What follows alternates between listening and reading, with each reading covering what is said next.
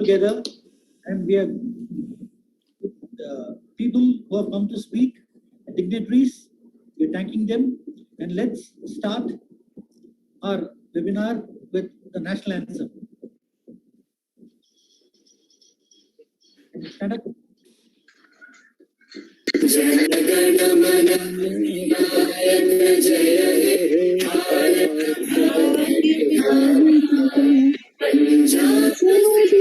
गुजरात मराठा द्राविड उत्कल बंगा विंध्य हिमाचल यमुना गंगा उच्चल जलधि तरंगा तव शुभ नामे जागे तव शुभ आशीष मांगे गाहे तव जय गाथा जन गण मंगलदायक जय हे भारत भाग्य विधाता जय हे जय हे जय हे जय जय जय जय हे।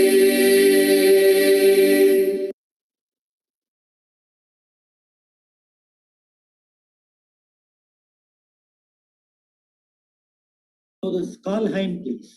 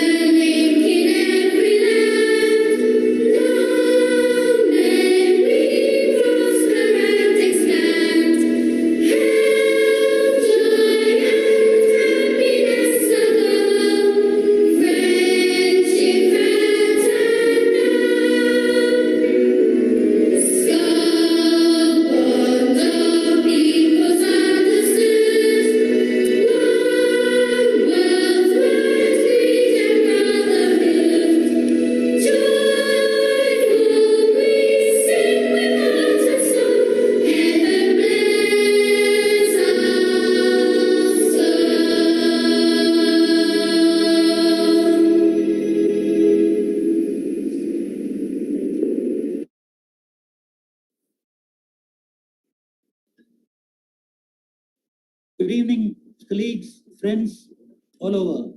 Today we have a wonderful day and we have got good speakers, and we would like to I would like to give a one-line intro in the beginning, and when they speak, I want to talk regarding them.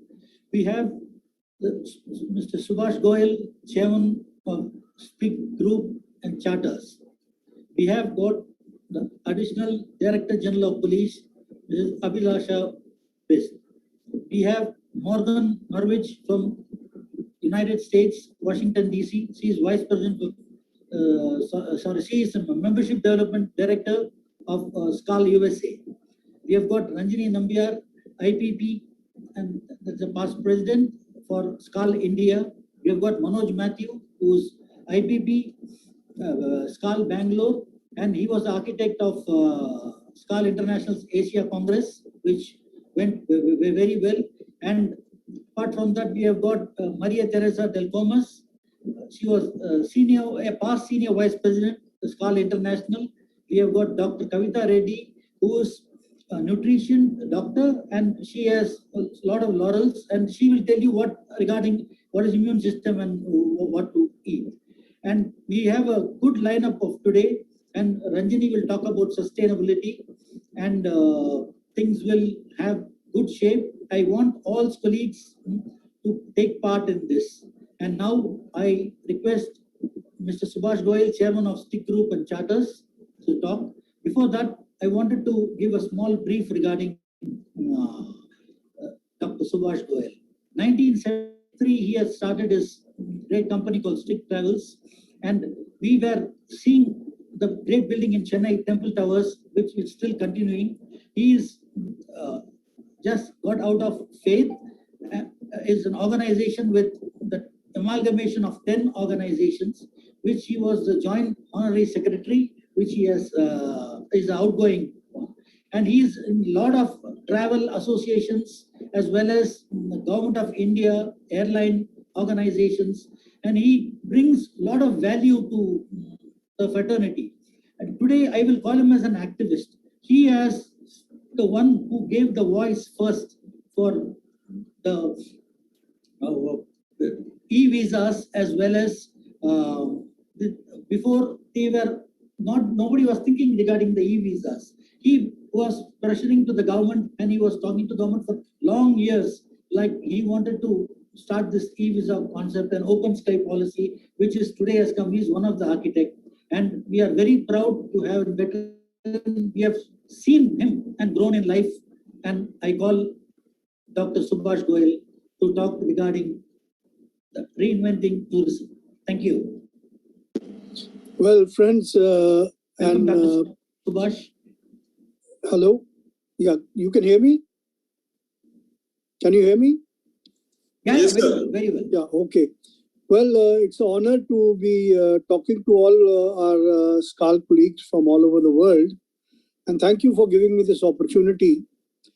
As you are aware that we all, each and every one of us who have been associated with this industry are going through the worst crisis in our life. I think our industry was the first to get affected and probably would be the last to come out. Having said that, I think we all have to survive, because right now it's not a question of, making money or, it's a question of, somehow we should survive, and our team members, our family members, and our, staff, they should remain healthy and survive. So I think, what can we do? You see, this is something which we never expected, we had not planned for, and so we have to take it in our stride.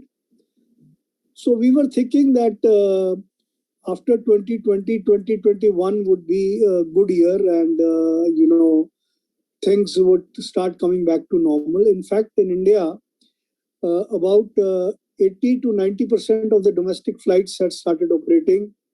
We had a lot of issues regarding, getting international flights. So the government allowed only air bubbles. Air bubbles are for those countries with which, we have people of, Indian origin or their nationality who are stranded here. For example, we have a regular air bubble between the India and US, which is being operated by United Airlines. Similarly, between Africa and India, we have an air bubble which is operated by Ethiopian Airlines. With Eastern Europe, we have with Ukraine. And with the Middle East, most of the Middle East carriers have been operating the air bubble. Now, you see, what was happening in this air bubble, that people were able to come back to their loved ones, whether it was in this side of the continent or the other side of the continent, but families and loved ones were able to come together. But this does not help the tourism and the travel industry. So we were hoping against hope. In fact, the first issue that I took as FAITH, which is the Federation of Association of Tourism and Hospitality, was that we asked the government that instead of, having 7 days in quarantine in the hotel and 7 days at home, 14-day quarantine, those people who have, tested negative 96 hours before, they should be allowed to come in without the visa. And I think that request was accepted by the government. And so a lot of people were able to travel on the air bubble. A lot of students who were missing their classes were able to join the universities. So we were very hopeful. We thought that the dark clouds are over, and we were seeing 2021 as a silver lining. January was good, but I think then we became complacent and we let off our guard. I think that is the biggest blunder India as a nation has done. The first biggest blunder was that we allowed a very big religious congregation in UP, Kumbh, which happens after few years, and more than 1 million people were allowed to have a dip in the Ganges, and obviously no social distancing were maintained, and we had to pay the price. And the second biggest blunder that we made is our election commission allowed elections in 3-4 states. So in all the states where elections took place, I think, and it is very unfortunate that our leaders, instead of leading the people, were being led by their own, political interests, irrespective of the parties. So the result was in front of all of us, that the second wave was worse than the first wave. And even though in the first wave we had a timely lockdown and everything, second wave we were not prepared at all. And the result was, the most tragic and unfortunate and horrible scenes we got to see on television and on the streets. And there was a tremendous, panic, a complete crisis. And we didn't know what was happening. And everyone, we were all concerned about our immediate family members, our staff. So as Stick Travel, because we have offices all over, we formed a task force of 4-5 people, and we roped in a few doctors, and we were able to guide a lot of our people out of this crisis without going into the hospital. And those who had to go to the hospital, we were able to find hospital beds and find oxygen and other things which were very badly needed. So I think similarly other organizations have done this. Unfortunately, we had a cover for all our staff, for both medical and their parents and everything. So I think we were able to cope with the crisis, but unfortunately we still lost. Although a lot of our teams, like our Ethiopian team, our Ukraine International Airline team, our United team, were all suffering and they all came out. But unfortunately, we also lost 2 of our very dear colleagues. One was our chartered accountant, Mr. Sandeep Gupta, and another was our young sales manager, about 35-40 years, of United Airlines. Now, although both we all tried our best, as far as medicines and everything was concerned, we left no stone unturned. But still, whatever is destined has to happen, because we believe in this philosophy, and we believe that man proposes but God disposes. And we are all in destination management, but we forget that we all have one destination, which is death. And every year we might celebrate it as a birthday, but we are going closer towards death. So what is the lesson we learn from all this? The lesson we learn from all this is that, there is nothing more important in life than your loved ones, whether it's your parents or your children, your grandchildren, or your team members or your staff who work for you. So you have to take care of them, because unfortunately in a country like India, where the population is more than 1.3 billion, and the resources, whatever we may say, are limited. And within the limited resources, I think in the first COVID, we did a great job, because our death rate was amongst the lowest in the world. It was 0.36%, something like that. And our recovery rate was more than 94-95%. So I think the first wave we did very good, but at the second wave, we have not got the exact figures because the wave is still going on. And I hope that we'll be able to come out of it. As rightly mentioned, yes, things are now under control. And one community which came up was the Sikh community.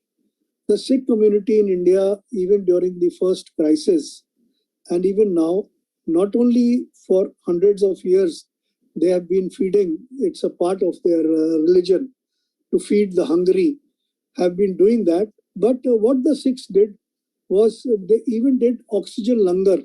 Langar means free. So they turned all the gurdwaras into mini hospitals, and thousands of beds were created overnight, and people were given free oxygen irrespective of caste, color, religion. And I think Sikhs have done this all over the world.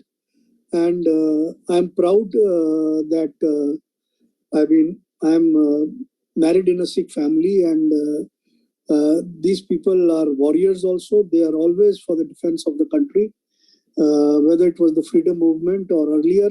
And Sikhs all over the world have been honored, whether it is Canada, America, UK, New Zealand, all over. I think this community has done a remarkable job in this hour of crisis. And I wish other communities like the Hindus and the Jains and the Muslims and the Jews, I think I hope they are able to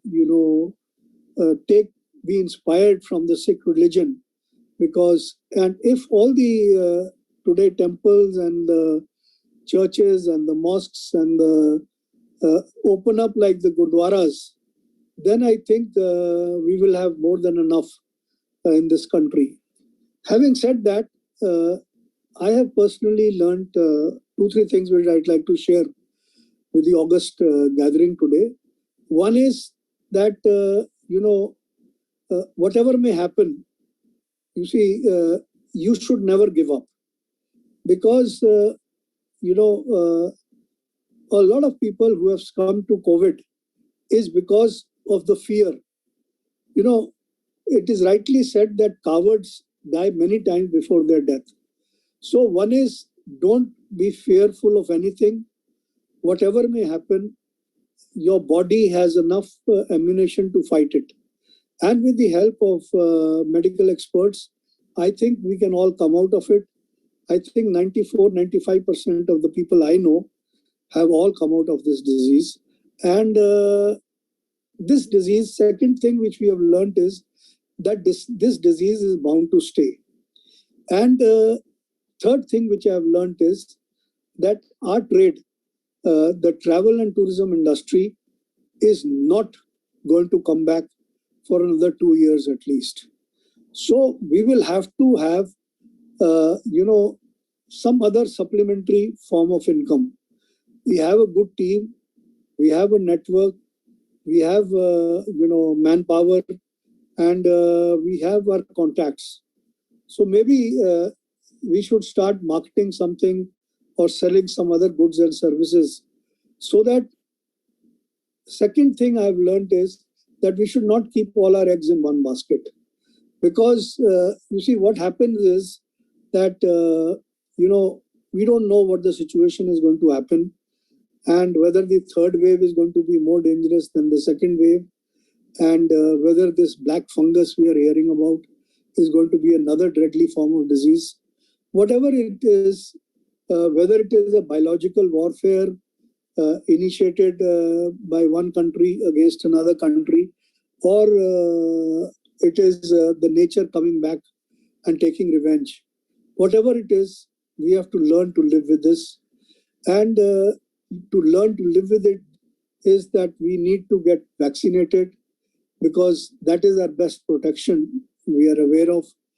I think fortunately about 200 million people in India are already vaccinated, both the vaccines, and it's going on at a very fast rate. Secondly, you see, millions of people all over the world have been vaccinated. ITA is talking about, a protocol where people who are vaccinated can travel to areas which are vaccinated. So we need to have these safe corridors or areas which are sterile, where complete protocol is followed, and right from airport to the resort and back. I think we have to give people confidence, whether it is India or it is any other country. We have to do that, and unless and until we keep fighting, I think unfortunately all over the world the governments have helped the industry, but here tourism industry, not a single rupee help has been given. But we are trying to help each other. We are trying to make some working groups. We are trying exploring through trade associations to form some sort of a cooperative where in a similar crisis we'll be able to help each other in the long run, maybe some sort of an insurance, so that the people who die, at least their families can be taken care of. So I think we have to upgrade our skills. And one last thing before I leave, I must share with you that the future is digital.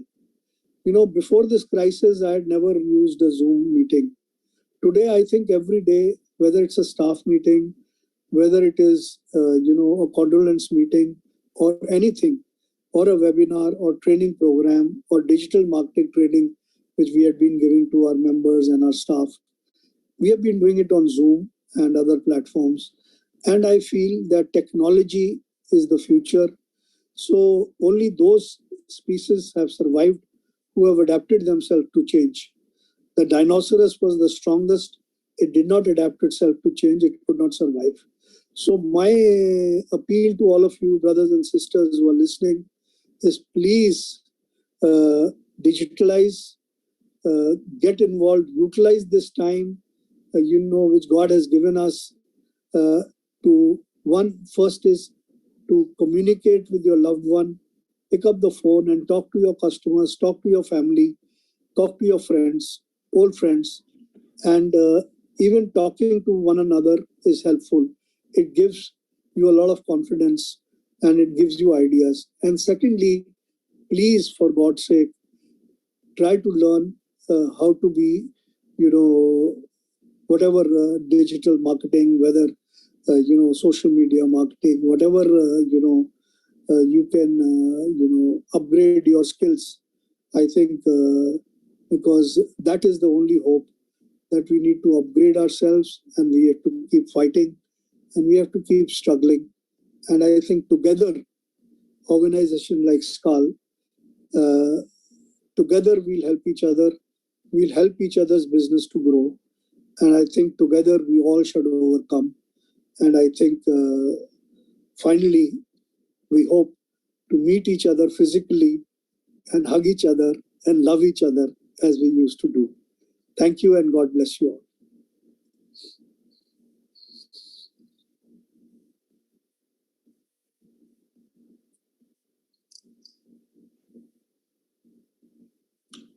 Now we call upon Additional Director General of Police, Abhilasha, to give a speech regarding how to move forward and staying positive.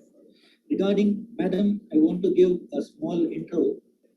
She's did his schooling from Dehradun and BA honors in political science. She has done it from the Delhi University. Mohan, can you speak a little louder, please? Done from the Delhi University, and she has done her MPhil and MA, and she has done IPS, passed out on 1994. She has served from Kadapa SP. She has been from there. She has gone to Kosovo, Deputy Chief Unit of Analytics Wing. Then she has come back to Hyderabad as SP. Then she served as SP for Dehradun, then SSP of Dehradun. Then also she had in the DIG position. Then she had gone on a UNICEF mission internationally in Liberia as well as Khartoum, Sudan. And then she has come back as IG for the battalion, which is giving a whole security to the department, and now she is Additional Director General of Police. Thank you. Yes, madam.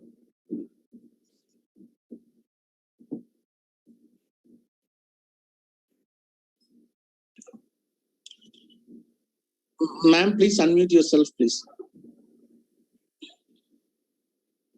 Unmute. Yeah.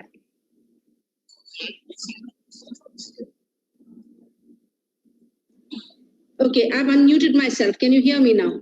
Yeah, very well. All right. Right. So my greetings to the August gathering here today, and it is a privilege to sit before you on Zoom as the new interface for interactions. I hope you're all healthy and staying positive. I've been given the onerous task of how to be positive in these times. And the first thing would be to tell you all, whatever the circumstances, smile. Smile, smile, smile. Because the moment you smile, something happens. There is a chemical reaction which helps positive energy into the brain. I've seen it. However sad or in despair I've been in various circumstances and various situations. If I force myself to smile, I laugh over the fact that I'm smiling and end up smiling in reality. So the smile is a very powerful tool in staying positive. There are various tools, various managers, and a lot of you are very senior level managers sitting here would tell, and leaders would tell, to stay positive as an individual, as an organization.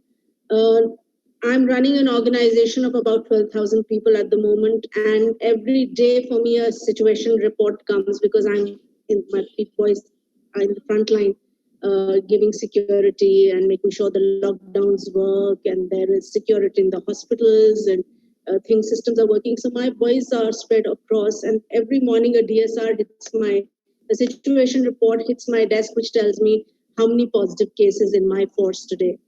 And at 8 a.m., I see the WhatsApp and I say, okay, 30 cases today. And I feel grateful, I don't feel sad that there are 30 cases today. I feel grateful that out of the 12,000 people deployed, I have only 30 cases today, given the situation outside and the number of, cases that are being reported so fast. I'm also grateful every day that the cases that are being reported in my force are not of severe nature. And of course, we're doing our bit to make sure they're not severe in nature. We've got the vaccinations. We are making sure that the immunity is up. We are making sure the exercising is up. The positive mental conditions are maintained for these positive cases also by having a one-on-one hand-holding, having a buddy pair, talking on a daily basis, talking to the doctors, having doctors on call. So giving them the confidence. But it is for a person outside an organization a difficult task to stay and in this isolation, because what has happened with COVID is all of us have got isolated in our little bubbles. I haven't talked to I haven't met my friends for a long time. I try to talk to them, but my life is particularly busy. My friends are working from home. I'm coming to the office every day. So my life is particularly busy and I'm not finding time to reach out. The depression and the oppression of the situation is equal. So every morning, I'm taking myself an example. I get up, I force myself to do some form of exercise. I make sure that I have some breathing exercise in that regimen of exercising that I do, whether it is yoga, or going to the gym or the treadmill or whatever. I make sure that some kind of yoga breathing is definitely a 10-minute slot is given for the exercising on my part to make sure that my lungs are in a good condition. Should I succumb to COVID tomorrow, then that the lungs, the constitution is ready to fight back. So keeping myself physically active, making sure that I'm eating healthy food. Thank God junk is out. I'm a mother of 2 kids who are at home, who are being schooled at home at the moment. I'm so grateful that the junk is out. It is, that is really a blessing in disguise, because wholesome, healthy, freshly cooked food is a very good immunity booster. And at this point in time, in the times of COVID, the only thing that we can assure ourselves is of our own health and our own immunity. How we do it is by exercise. How we do it is by good diet and making sure that all of us are taking our vaccinations. I have had in my own force, I've had people who have cited strange reasons for not vaccinating themselves. And they're the strangest of reasons. I'll get an adverse reaction. Let me see how others are doing. So we had to go through that mindset and make sure that everyone, apart from those who were medically advised not to have a vaccination, all got done. So that is the other thing that we all have to do as conscientious citizens, is to make sure our vaccination is done. And then, of course, the 3 mantras: wear your mask. Now it is wear your double mask when you're in a public place or on duty. Wear a double mask. Sanitize, wash your hands, and maintain your distance. For us, maintain your distance sometimes becomes difficult because when you're doing crowd control, and believe me, there's still crowds at places today. So when you're doing crowd control, that we don't have the privilege of maintaining, or we don't have the capability of maintaining that distance. So wash your hands, wash your hands, wash your hands, wear your mask are the 2 things that we are enforcing very strictly. They're paying up. Like I said, we have fewer cases than the others being reported in the force. Also, like I said, the physical self is very important. But what about the mental, the attitude? So for an attitude, you have to. It's no one else can do anything to your attitude. It is something inherent in all of us, and it is us. And we have a time now to think about what we are doing, where we are going, how we are doing. Is it right? So 1,001 questions. People are working from home. There is much more time. There's much more spaces left in which the mind can, take you to various places. Some of them, those places might be very dark. Some of those places, if you are lucky, are very nice places. But for most of us, we are being taken to dark places by our various thoughts. What will happen? Am I going to get infected? If I get infected, will I be, very badly infected? Will I go on ventilator? So many people are dying. Am I going to be one of them? So all these kinds of dark, desperate thoughts come into the mind. How do you control them? So that is entirely to ourselves. We have to make sure that we are reaching out. We are making the connections. We've always had connections. We are making sure that the connections we have are activated, are giving us the positive energy, are, letting us express our fears and walking rationally through those fears and saying, no, you're taking good care of yourself. You've taken the vaccination. You cannot say it will not happen to you. But even if it happens to you, it will be in a very manageable situation. And why should it happen to you if you're taking so many precautions? So to walk rationally through our fears, to handhold, we all of us, however isolated we are today, technology has kept up to make sure that the isolation is only now virtual. Today we are meeting so many people across the globe. I think we are today, the panel here and the other people I can see. Singapore, Bangalore, I'm from Hyderabad. So you can have global meets. I've had global meets with my family who are across, working in various different places, and they are all happy to just talk about nonsensical things.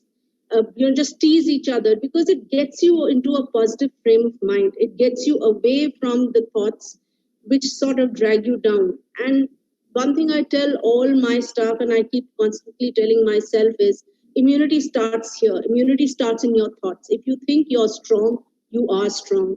If you think I'm going to, it's a self-prophesized, it's a self-made prophecy. I'm going to fall ill, and your brain will make sure you fall ill. You say, I'm going to stay strong, I'm going to stay strong, I'm going to handle this. The brain makes sure that, your systems all go. I don't know how many of you believe it, but I practiced it. With my sheer willpower, I've been able to overcome certain situations of health in my life. So I'm very, very sure. I mean, when I tell you all that the brain is the key to our immunity. If we say we are going to be immune, we are going to be healthy, then there are chemical reactions, messages the brain sends down to the rest of the body, which does make it healthy. So I would suggest that all of you and all those who who are in your network, that is one message that must be sent across to everyone, that stay positive, be confident in yourself. And Mr. Goyal also had said that confidence is a major thing. If you're confident, you're already in a positive state of mind. Reduce your worries by being confident, being in present. A lot of people, when it was normal, I don't have the time to do this, I don't have the time to do that, I'll do it tomorrow. Well, tomorrow has come. You have the time, you have the space, do it now. Make a list of all the things that you did not do because of the paucity of time. You can upgrade yourself, you can pick up a hobby, you can do so many things. I've started going to the gym. I used to always keep pushing that I will do at home, and then I used to do very short workout and I would not go to the gym. Now do a short workout home and I push myself to the gym because I have a little bit of a cushion of time, because there's not so much of the regular policing work. It's more of a patrolling and management work now left for me. So I'm able to do that. My boys, we are making sure they have that slot. They would like to do all sorts of other things, but we make sure they have that slot. My boys is in my force to do those exercises and make sure that they're staying healthy. So a lot of things are down the life, however long you have lived, you've put on in cold storage because there was no time, there was no space. It would be a good time now to take them out, examine, were the ideas worthwhile? Were the ideas now you can take up?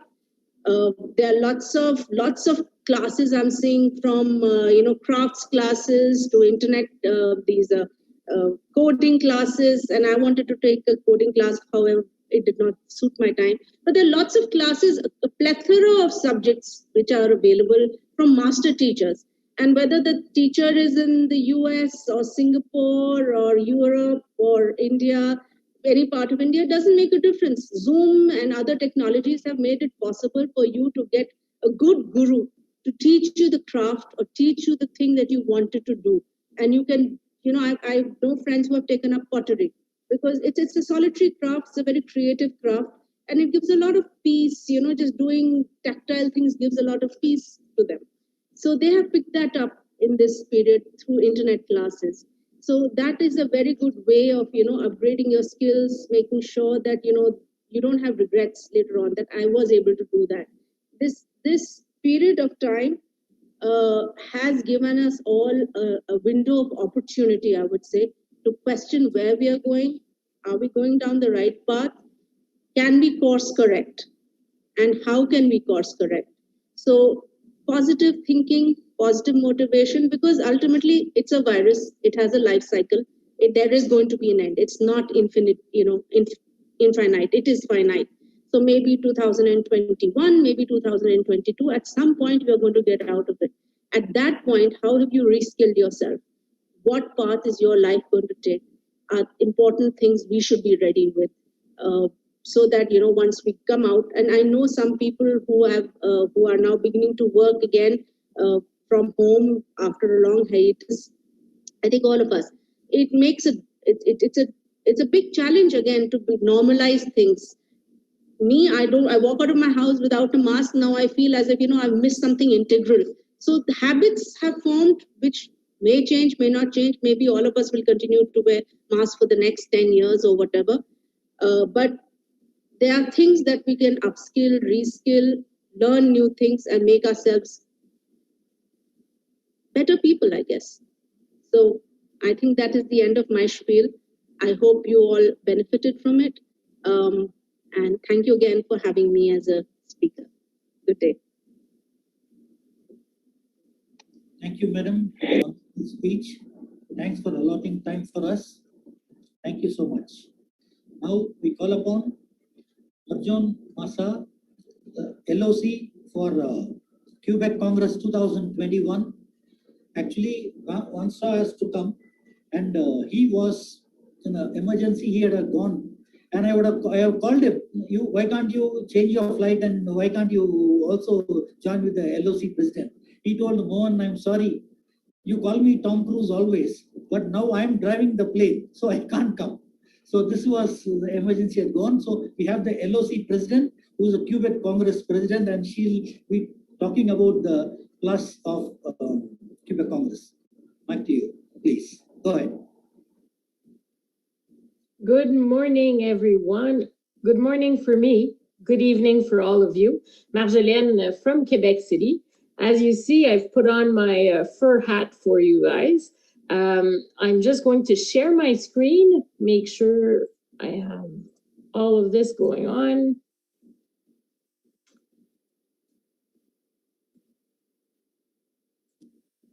Et voilà.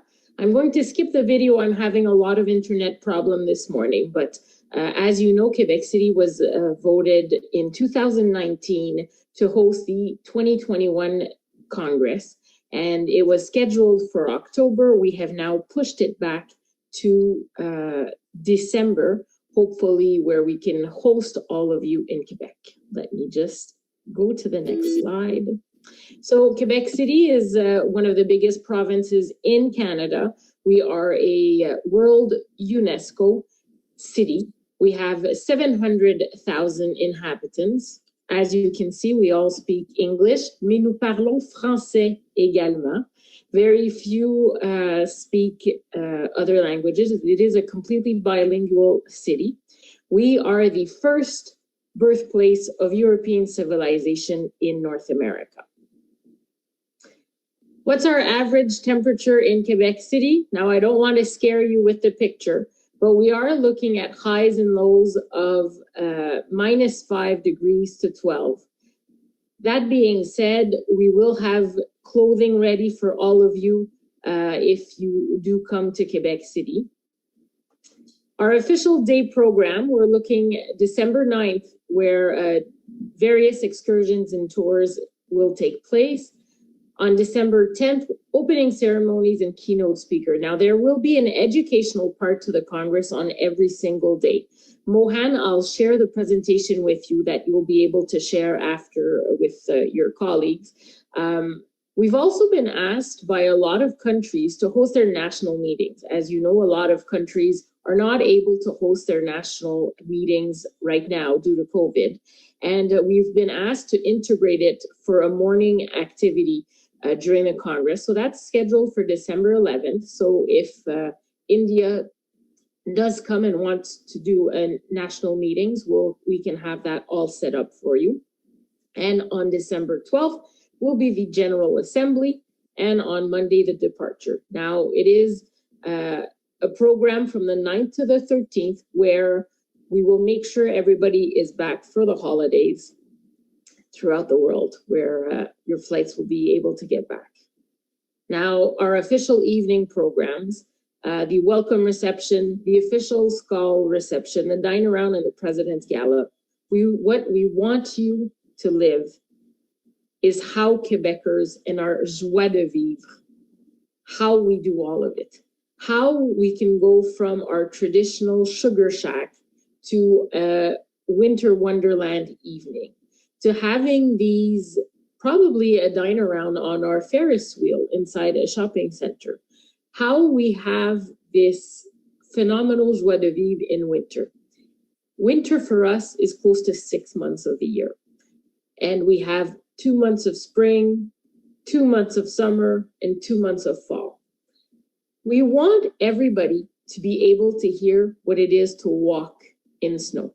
Whoops, just I'll continue with the presentation, sorry. So our official hotels, hey, the Ice Hotel, I'm just kidding.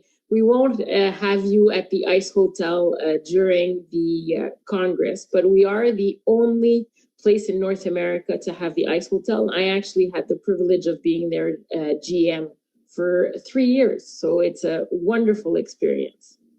Our official hotels, the Fairmont Chateau Frontenac, which is the most photographed hotel in the world. It's the image that's right behind me just there.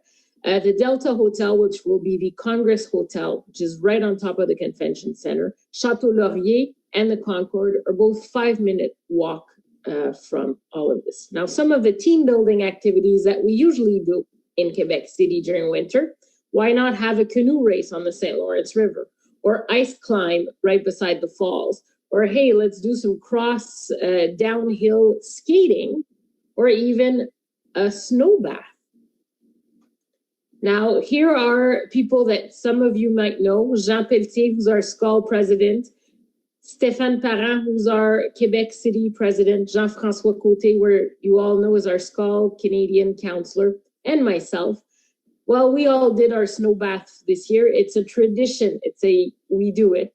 So why not have that maybe next year and saying, let's have the biggest snow bath we can have in December with people from all around the world. When I did mine, it was minus 35 degrees outside. What we really have planned for you is we want you to be able to hear what it is to walk in snow. It is an amazing sound, the quiet of winter, the crunch of your boots walking in snow. Why not go cross-country skiing just outside the Chateau Frontenac? Why don't we go ice sliding right beside the Terrasse du Frein, or even ice skating right smack in downtown Quebec City? Our Christmas decor is always wonderful. We were voted 5 years in a row the most Christmas city in North America. So some of the issues we have with what's going on right now is obviously Canada still has a 14-day quarantine in a hotel once you enter the country. Whether you're a foreign traveler, whether you're a Canadian coming back, that's one of our issues. Also airlines. Right now, a lot of airlines are not flying as regularly, etc. So rates are extremely high. We want to make sure that it is affordable to come to Canada. Social distancing. Now, for some of you who were in 2017 at the Congress in Hyderabad, what SKAL is all about is our friendship and a shake of a hand and 2 kisses on the cheek. And that's what we want to go. Now, social distancing makes it less possible. So we want to make sure that we can have a social aspect to the Congress. The borders to Canada and the United States have been shut down for close to 15 months. And right now they're looking at possibly opening borders up for October 1st. So those are all issues that we have. Of course, without a border opening, it will be difficult for us to host a Congress. Now, will there be a COVID vaccine passport or a proof of vaccination to get into the country? And also vaccination testing. Now, we have different testings of peeing on a stick, much like when you want to know if you're pregnant or not. Now, these are things that we might have to incorporate on a day-to-day basis for the Congress, but it's all things we're looking at to make sure that we can have all of you. Now, here's the currency rate for what it was in April 2021, and you're going to see the rates for flights. Now, this is without the SKAL discount and without our airlines partners. This is just me Googling flights in April to have the different rates. So this is in Canadian dollars, of course. So the flight for New Delhi would be $1,500 Canadian dollars. So you could mesh that up. Now, here is what is included in your Congress. So it's the full Congress participation, your 5-night stay in your official hotels, airport shuttles throughout the Congress when you're staying in the official hotels, 5 breathtaking receptions, all of your meals are included, coffee breaks, etc.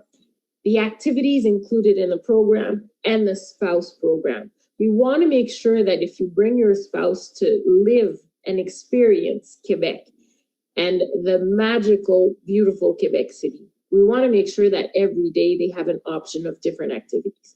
We want to make sure that they have activities so that they're not just waiting in a hotel room, and that they, if they want to join the meetings for SKAL or the panels or the workshops that we're going to have, they can. Of course, all of their meals will also be included, even if it is through an excursion, and meet with your host club. This is something we promised ourselves when we took care of putting the bid together. 100% of our venues, 100% of all of our suppliers are SKAL leads from the Quebec Club for the past few years.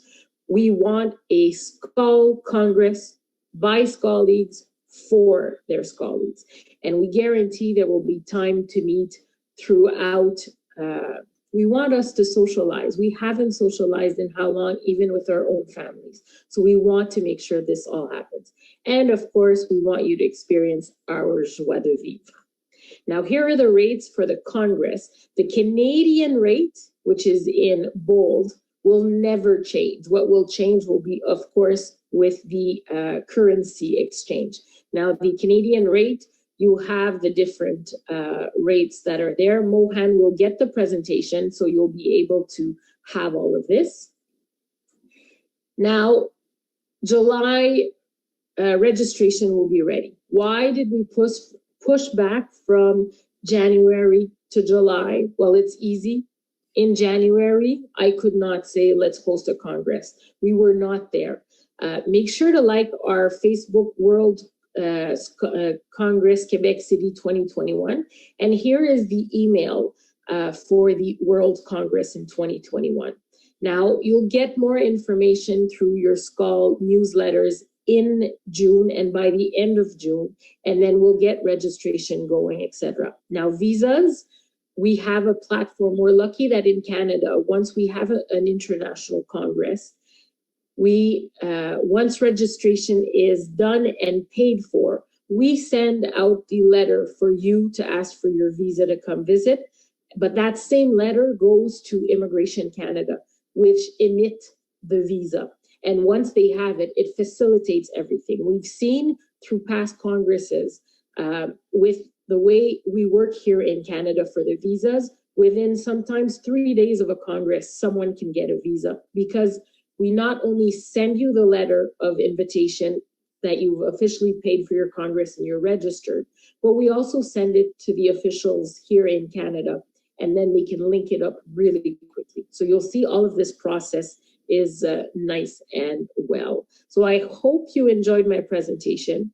If I can give you a piece of advice, is get vaccinated, stay safe.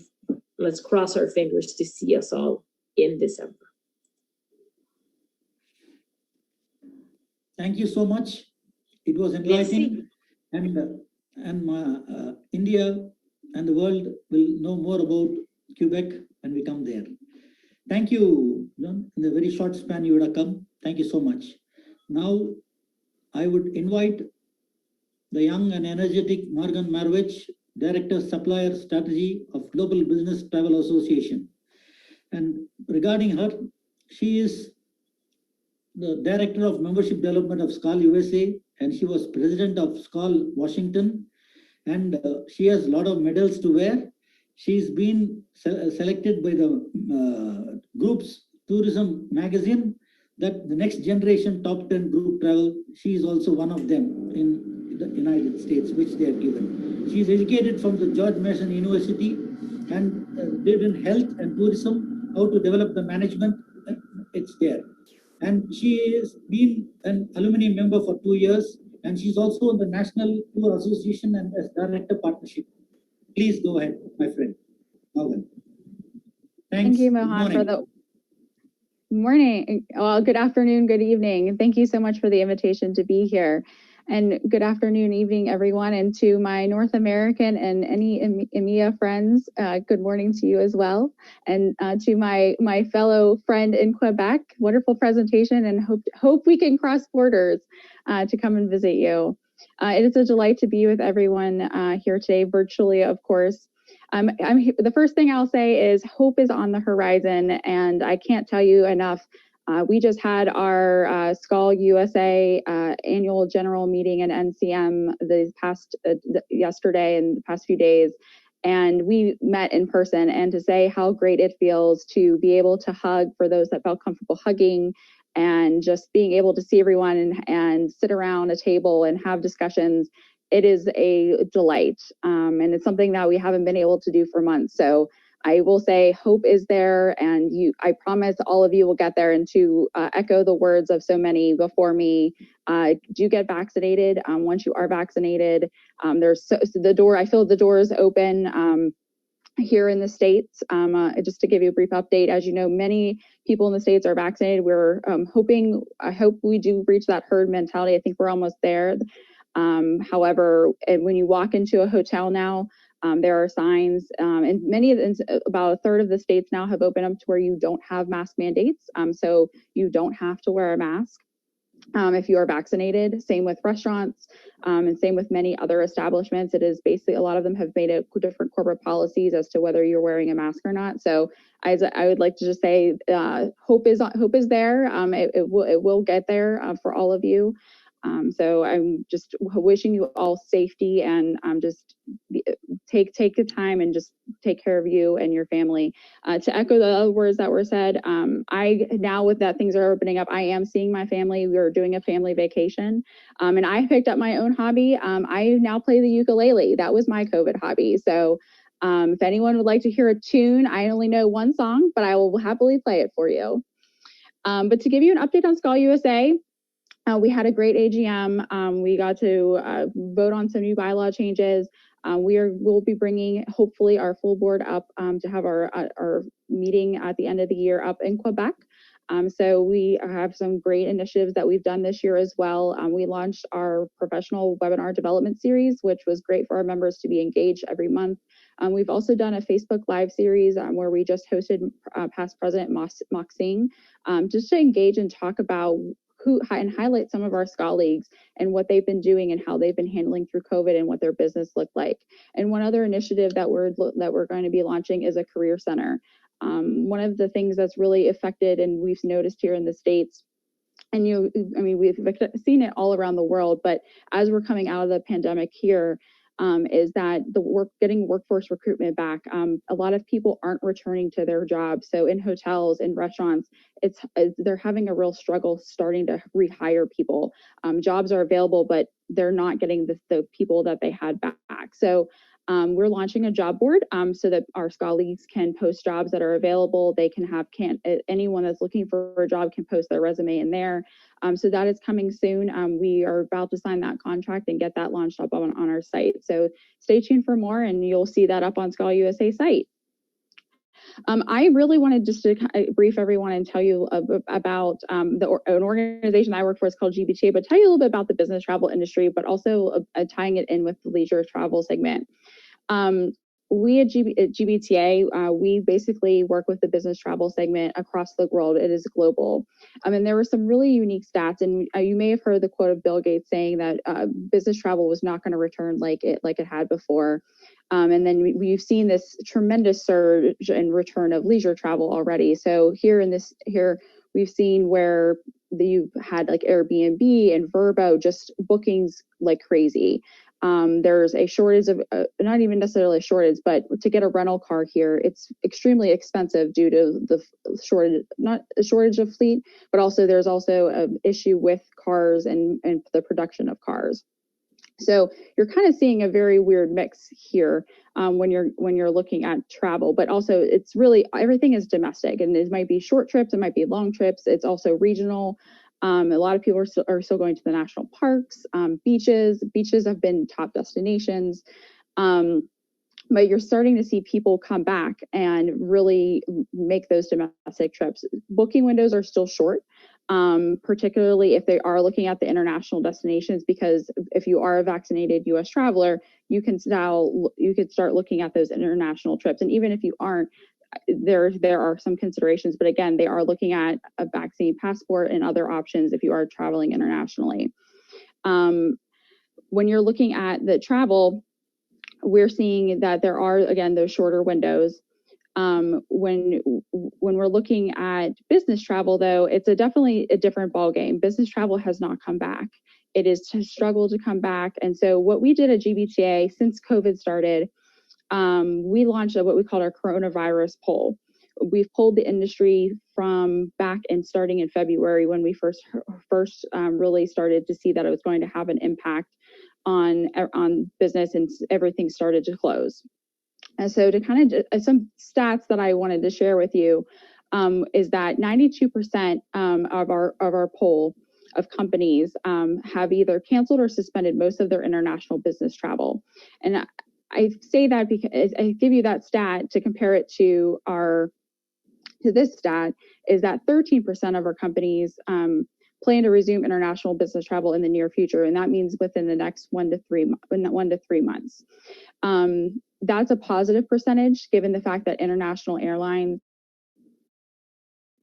open up. So we're excited. We're happy to see that that percentage point is increasing.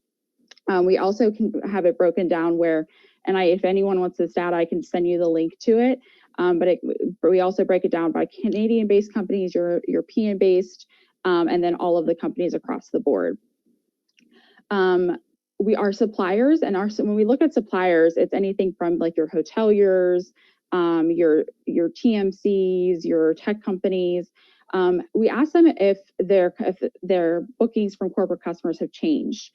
54% of them said that their bookings are starting to increase, which is a phenomenal thing to start seeing. So you're starting to see movement on the business travel side, which is fantastic.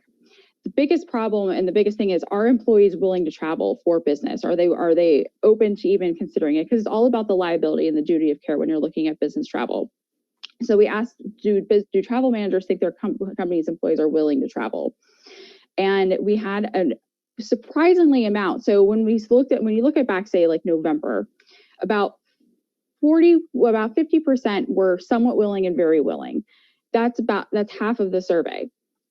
Looking at it in May, now take in mind when I've said we've now opened up, there's about a third of states that don't have mask mandates. We're over the 50% threshold. We're kind of near that herd immunity. May of this year, we are at 75% of our respondents saying, oh yes, we are willing to travel, which is a huge difference from where we were in November. So to us, that it was very positive news to see that they are willing to travel. The number one reason as to why they're hesitant, of course, is safety. So again, it goes back to that duty of care. But again, when you also compare it with 74% of them have not been fully vaccinated yet. So it really comes back down to that vaccination. So getting those vaccines, having everyone be able to get those vaccines is just truly, at the end of the day, is important because it is our way forward. We asked them if they were positive about the future of the financial aspects of their company, because at the end, we're wanting everyone to survive. We're wanting this industry to grow, not just business, but also on the leisure side and the full industry as a whole. Over about almost close to 50% of them were very optimistic or optimistic about the future and financial aspects of the business travel side. Of surviving. So it was very good to see how the respondents came through, and which again was very different from November, where we only had 22% saying that they were optimistic. So you're starting to see that, as I said, there is hope, and it's just a matter of riding those waves and getting the vaccine and getting to that mentality. One thing that I will say is a lot that government policies are viewed as the greatest barrier to travel, particularly business travel. And then again, also on the leisure side, now that government restrictions are starting to loosen up, it's becoming easier, and that there's flights being able to launch, but there's also confusion. You have confusion about which vaccine passport do I use. You have some airlines using, for example, Verify, then you have others using their own app. So you also have some using the IATA app. So you're having this mass confusion where some people don't know what to use. And it's taking a lot of education when people are trying to book as to where they're going, and they're having to do a lot of homework. So getting rid of that confusion is going to be very important to get people to travel, not just but business-wise, but also just leisurely looking at it internationally. Domestic-wise, everything's become a lot easier for people. Because we don't have, say, a state-to-state border issue. We don't have a lot of the, say, if I was going from Virginia to North Carolina or North Carolina to Florida, the divisions aren't as, severe as they were months ago. For example, I flew from Virginia up down to Florida, and then I flew from Florida to Pennsylvania. And in those three states, there was distinct differences between all three of them back in last June. So you had a lot of different, you didn't know what you were doing. Say you walked in a restaurant, you would have to wear a mask, but might have been other protocols that they were all doing. In Florida, you may not have had to wear a mask. So you didn't know how to act depending upon the state that you were in. Now, for most intents and purposes, in a third of all of our states, there's no mask mandate.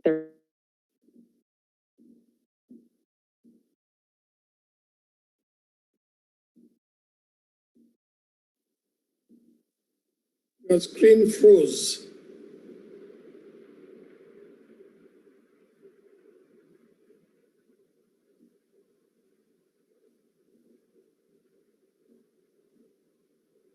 Shall we wait or? I think she got disconnected.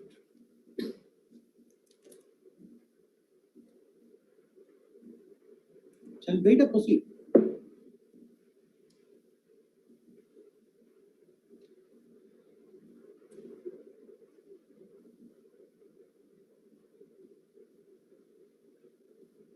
Okay. It was a good speech and it was very informative. Thank you, Morgan. Now I invite immediate past President Ranjini Nambiar, and she doesn't need any introduction. She was President Bangalore, rose up the ranks, and she was Vice President of India and Senior VP, and then she has gone for President, and she was 2019 awarded as Colleague of the Year, and she has done a lot of good work for SKAL India. Ranjini, please. And she's the CEO of Footloose Yatra, and she has started the culinary division there. All the best. Thank you. Please go ahead.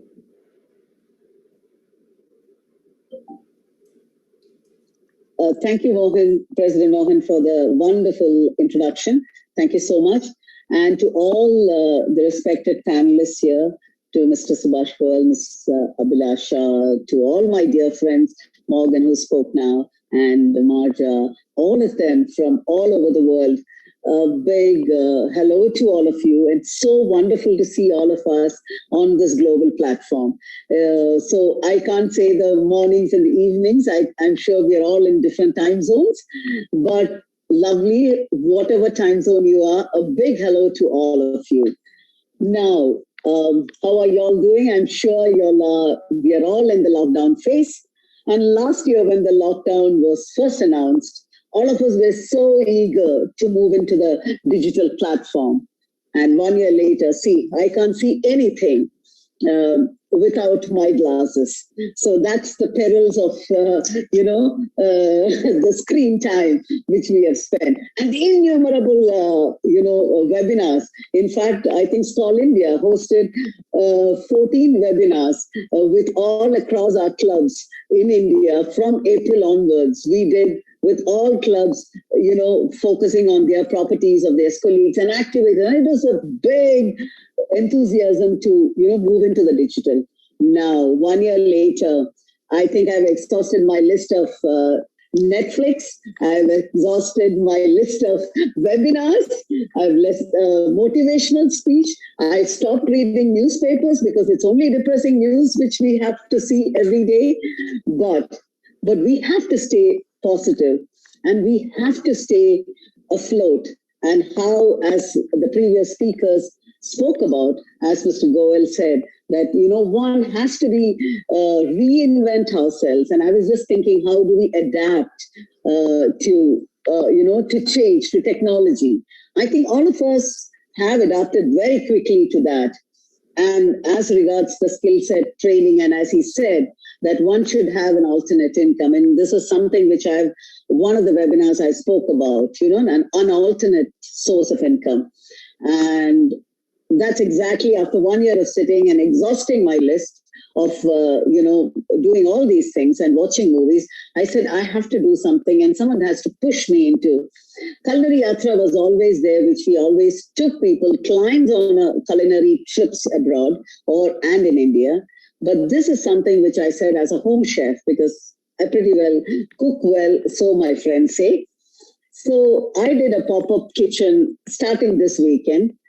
And I can't believe it. And it was only the dry run for this weekend. And I was sold out in no time and with huge success. And I can't cater to the orders I had to, handle. So which is honestly a very good feedback, I feel. And so tonight, of course, I have some orders to do. So I have to rush and hear this. Now, let me say that on top of all the talking about the pandemic, I think my topic, which is very close to my heart, is sustainability. And we have very closely worked, and I think SKAL, and as well as an organization in India, I worked very closely as an organization. I run a travel company called Footloose Yatra for the last 21 years. But I always believed in the sustainable aspect of a holiday. But when did I hear about sustainability? I should say that 18 years back, I think close to 18 to 19 years, I mean, correct me someone if I'm wrong, but when CGH Earth, I think when as a travel agent, when I started this journey, one organization which talked about sustainability was Casino Group of Hotels, now rebranded as CGH Earth, and through Mr. George Dominic, and a time when no one spoke about sustainable practices in their resorts, or nobody has heard this word. And that's the first time I've heard about no television in the room, and how they, the farm to the food, and how to use the local produce of the region, how to employ the local, people around the resort. These are some practices which I've heard about. And that is the idea sustainable development is all about. It's an idea that every human societies must live and meet their needs without compromising the ability of the future generations to meet their own needs. In fact, I think world has changed in the last decade, and we've been really engaging in sustainable practices in different fields. Tourism being one of the prime contributor to the sustainability of a region. But it's very disheartening that in the last 1 year, I think most importantly, I felt that we are going to have another big challenge in our hand. That is the amount of landfills which are going to come with the masks, and the amount of plastics which we are trying to use. And even for me, when I started as a home chef, it was a big challenge to understand. And with the amount of lockdown, I was trying to source materials which could be sustainable and which will go back into the earth. And it was surprising that, of course, we had limitation. And I had to say that for the first 2 weeks, I might have to use plastic, but I promised, that was a promise which I said, as a sustainable promise, I will move into a completely sustainable mode, because otherwise the amount of plastics which everyday food comes in, ordering out, the amount of plastics which we are using is going to cross, and with the masks and other things, and the amount of disposable, surgical needs which we are all going through, I think that's going to be a big challenge on how we dispose of all that. Now let's move into not so much on the global part of it. I will talk about more on the tourism aspect of it, because I think that's close to me. So I think I would like to choose, how sustainable development guidelines and management practices are applicable to all the 4 forms of tourism, in terms of all in types of destinations, including mass tourism and the various tourism segments. Sustainable principles, most widely, if you say that, we refer to as, the environmental, the economic, the social, cultural aspects of tourism development. So a suitable sort of balance must be established between these 3 dimensions, so that we can guarantee its long-term sustainability. And I would say that sustainable tourism should make use of optimal use of the environmental resources that constitute a key element in tourism development. That means we maintain the essential ecological processes. And how do we help to conserve natural heritage and biodiversity? By saying this, I think what I would say is that we all moved, I think India, or I think the world over, we have seen that there is a huge change, which is an awareness which has happened over the years. I mean, at least I think in the last 8 to 10 years, I would say that there is a slow growth in this region, and a lot of, in fact, SKAL India itself, we started on 2018, we started the Sustainable Tourism Development Awards as well to all the properties in India. SKAL worldwide has been promoting this and has been, awarding. And India has been proud winner every single Congress. I think we won 1 or 2 awards. Last Congress, we won 3 awards from India on the sustainable. So which means India is huge. India is working towards preserving its national heritage. A lot of places are being, they are trying to preserve the ecological balance of the location. And another thing which I would say is that we should respect the social, cultural authenticity of the host communities. By that, I mean that whenever I send a guest, for example, to any place, and sometimes I try and promote homestays, like, for example, we have in Coorg, we have a lot of cool homestays around Karnataka in the 250-kilometer radius. And we have all of them, each one of them.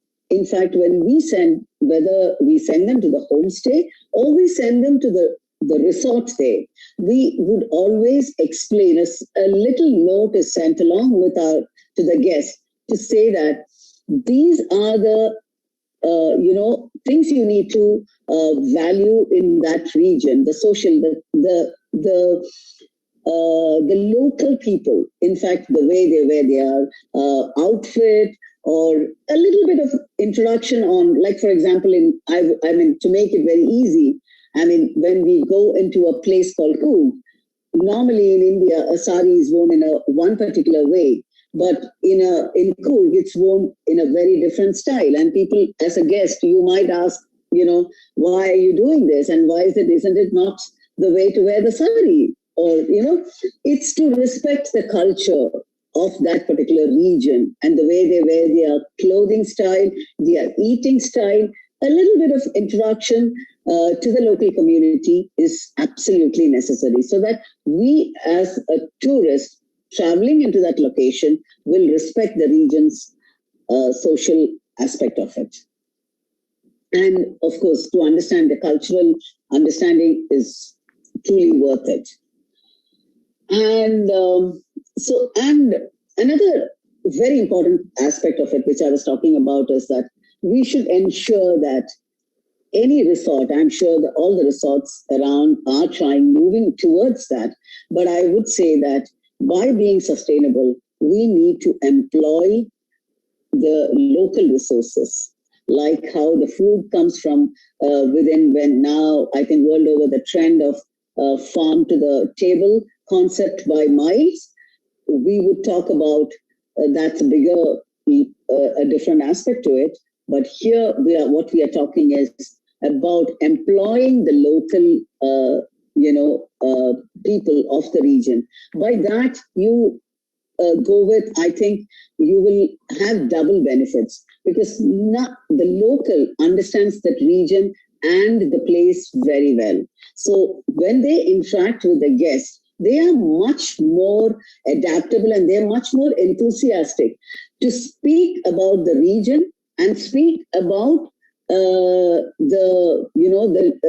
food habits, or what's locally produced there, what's the culture of that place. A local can explain to the guest very well. So if you employ one of the people around that region, that will be the most valuable asset. In fact, I think I should say that I had a very good instance where one of the times when I had visited one of the properties in Kerala, and the lady said that, after the food, and they kept serving me. And after that, she said, can we have, why don't you have a cup of tea? So I said, after lunch, I don't have tea. I just had lunch. So she said, no, ma'am. Maybe I think you should try a little bit of tea and you'll see how the food digests and it will settle in very well. Why don't you do that? And I looked at her and I said, and she said, I was very hesitant. And I said, no, I think I'm comfortable. And I, being a Malayali, I'm from the region, but I didn't know that. And she said, no, ma'am, please try it for me. And I had it. And that lady and that girl stuck in my mind. And years later, maybe, and I know it did well for me at that time. The food settled in very well.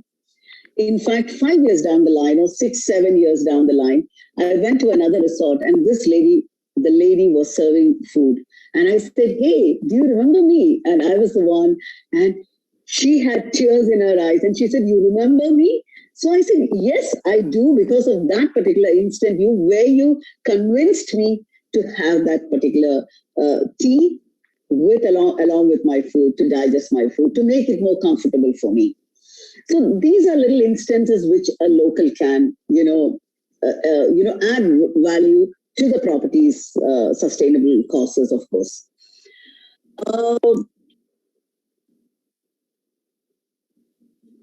Sustainable tourism should also maintain a very high level of tourist satisfaction.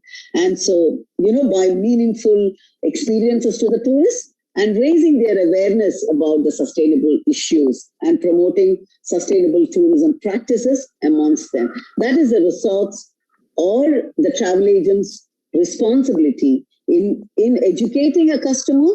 And once the client reaches the resort, it's the responsibility of the resort to ensure that these are the things which we mentioned. We are taking care to preserve the environment of that region. And I think I want to make it short and sweet. And I think, thank you so much, Mohan, for inviting me for this session.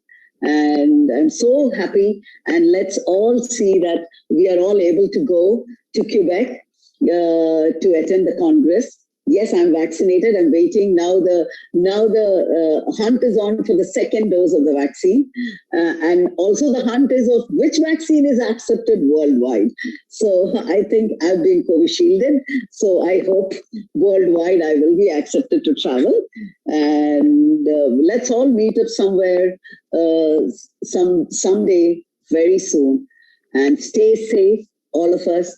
Though in spite of me losing my dad to COVID in December, I know that it's been a challenging time for me. But I think I walked through the whole process, and it was the hardest fact for any daughter to watch on a video a dad being taken away in a plastic shroud. That's the hardest fact which anybody will remember in my lifetime. But I learned, as Mr. Goel said, we've learned to be connected with all our friends, and we've learned to be with our family on a daily basis on a video call. So those are things which has made our life much more exercising, as Ms. Abhilasha said. So these are things which we all learn. Thank you all for listening to me, and stay safe, stay healthy. Thank you so much, Ranjani, for accepting our invite and coming here. Thank you so much. Is Morgan back, or Morgan? Yeah, I think she signed in. She signed in back. Can we continue with Morgan for 2 minutes, please?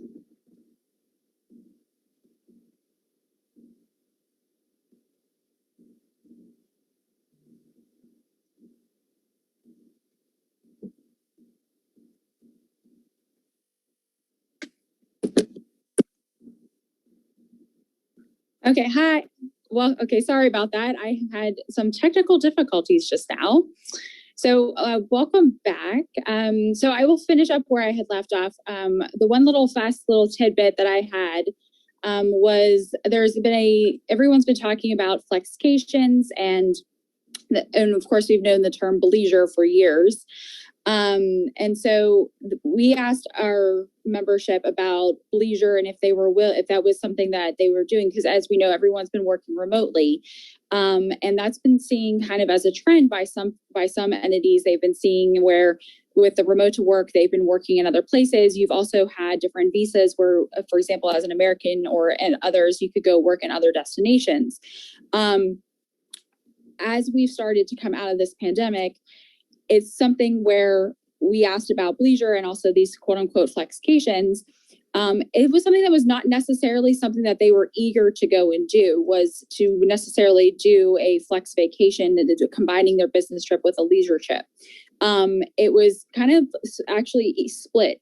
About almost 50-50 was whether or not they would combine their trip. Whereas in some other data points, based on who's being polled and who's really looking at it and who's they're asking, it tends to show more that you're seeing more of these flexifications, combining business with leisure. And I'll be honest, I'm doing that now. I was here for business for SKAL, and I'm going on vacation. So that's one of the trends I'd say to really watch is how does leisure, mixing business with leisure, how does that trend going forward? Because everyone is in more of a remote situation now, and how do businesses come back and who doesn't come back, and who continues with that remote to work situation. The other thing is, as mentioned earlier, is digital. Digital is definitely going to be the way of the future. But we also still, as an industry, but as a whole, we want to meet in person. We're an in-person industry, and in person is very important. So you've now seen the resurgence of hybrid. Hybrid is definitely the way that everyone's starting to trend. So when you're looking at your meetings and events and sitting here in Orlando, they definitely led the way during the pandemic. So even during the pandemic, they were having meetings and events and were hosting it in a way where they were keeping everyone safe. So when Marjolaine mentioned about different tests, they were having different PCR tests on site, temperature checks and the like, for you to be admitted to the convention or meeting that was being held. So those standards and protocols have been being done for different sporting events and other concerts and things here. So there is a way to bring all of that back, and they've been doing that.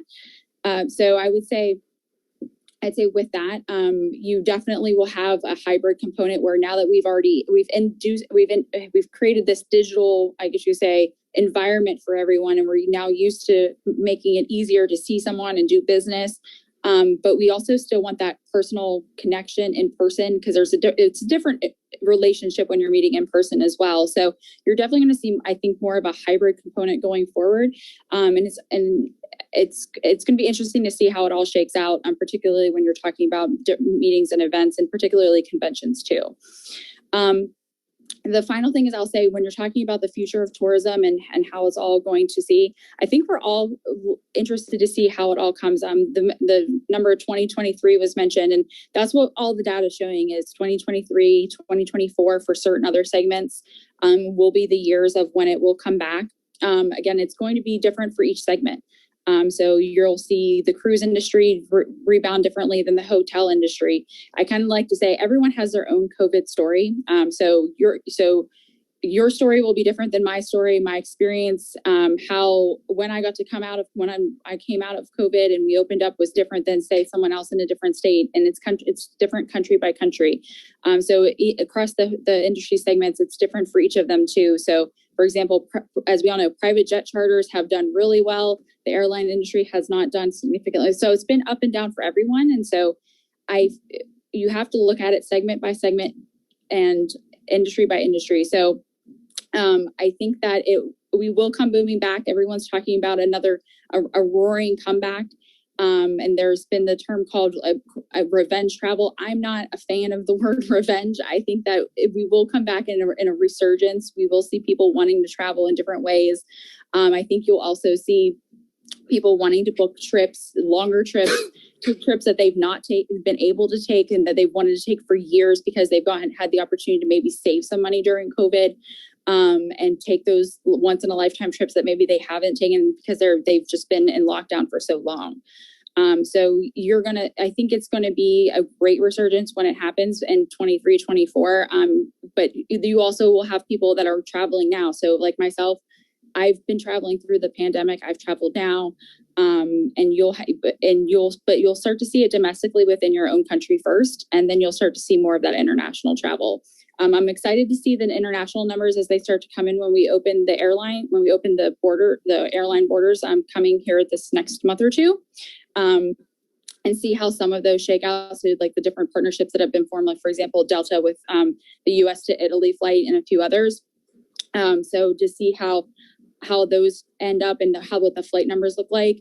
But it's, again, I feel like we're all kind of testing things and seeing seeing what works and what doesn't work and how people feel comfortable. So it's all that level of comfort and safety. But that's all I have. If there's any questions, feel free to send them over. The data that I mentioned, I do have some specific numbers to Asia, and then again EMEA, LATAM, and others. So if anyone would like to see it, it's on our website, but I can also send you the direct link. But just let me know. And thank you very much. Thank you, Morgan, for the inspirational speech. We got a lot of info. Thank you so much. In the morning, you have come. And next, we have 3 people. One, the very important people I can say. One is the hotelier who is going to rejuvenate everyone. And what the hoteliers have to do is he has to give his advice. And second one is Maria Teresa del Momas. She was senior vice president, past senior vice president, and she's an economist, and she's doing a fabulous job auditing hundreds of hotels in Europe. And then last but not the least, I have kept a very, very special item, thing that we all need in life. That is Dr. Kavita Reddy. She has worked in US and Netherlands, studied, and she will tell you what to eat, what not to eat, how to be healthy. And that is very, very important in life, that each and every member here has to follow. And health is wealth. We are hearing a lot of friends passing away, relatives passing away. So health, we have to take care of the family. So we kept her last, so she will do the last. Now, Manoj Matthew, I don't have to give an introduction to you. He is an architect of the SKAL Asia Bangalore Congress. Party got it, and our Manoj Matthew executed it in style. It's one of the fabulous congresses. He was immediate past president now for Bangalore, and he was ex-Taj GM, now is VP for Tamara Experience. Please go ahead, my friend Manoj. Thank you, colleague Mohan. Am I audible to everybody? Show of hands. Okay. All right. So I think this is a topic which I need to just set the context first. That how do we tackle learning now in this new world, and what is the emerging learning trends post-COVID? So let me put the context straight here. You see, we are a responsible hospitality group. So we have beautiful hotels in remote destinations, and we believe in developing the areas. So we have the local community as an integral part of our hotels, much like what Rajni was talking earlier. Now, learning at this point of time is the last thing in their minds. As the organization, we felt that the first part of this whole exercise is communication. We felt that we need to communicate and reassure all of them about the situation and the realities. So when the first wave of COVID struck us, we had made elaborate guidelines. We called it the Raksha guidelines. Raksha in Hindi means safety. So we made the Raksha guidelines both for our guests and for our employees, and we trained them so that they gain confidence in how to handle the COVID protocols and how to meticulously follow them, because we knew that this is not something that you can take it lightly. So that was one of the first things that we did in our organization. Now, the other part that I want to tell you all is that, you see, the Guru Shishya concept of hierarchy, or the teacher and the taught, that hierarchy was shattered to a great extent through these Zoom calls, because you had your teachers also grappling with technology as much as the students. So the vulnerability of the students and the teachers were alike. So he was no longer on a pedestal. He was also getting to know the technology, understanding the realities. The second part of it, and which is most important, is that communication played an extremely important role, because here is a mode of communication through which you're actually going into the the rooms, the studies of your colleagues and your employees. So it's a different experience for them because they're not used to you coming into their homes and looking at them and peering at them. Now, you see, also what happens is when you're working in an organization, you wear uniforms.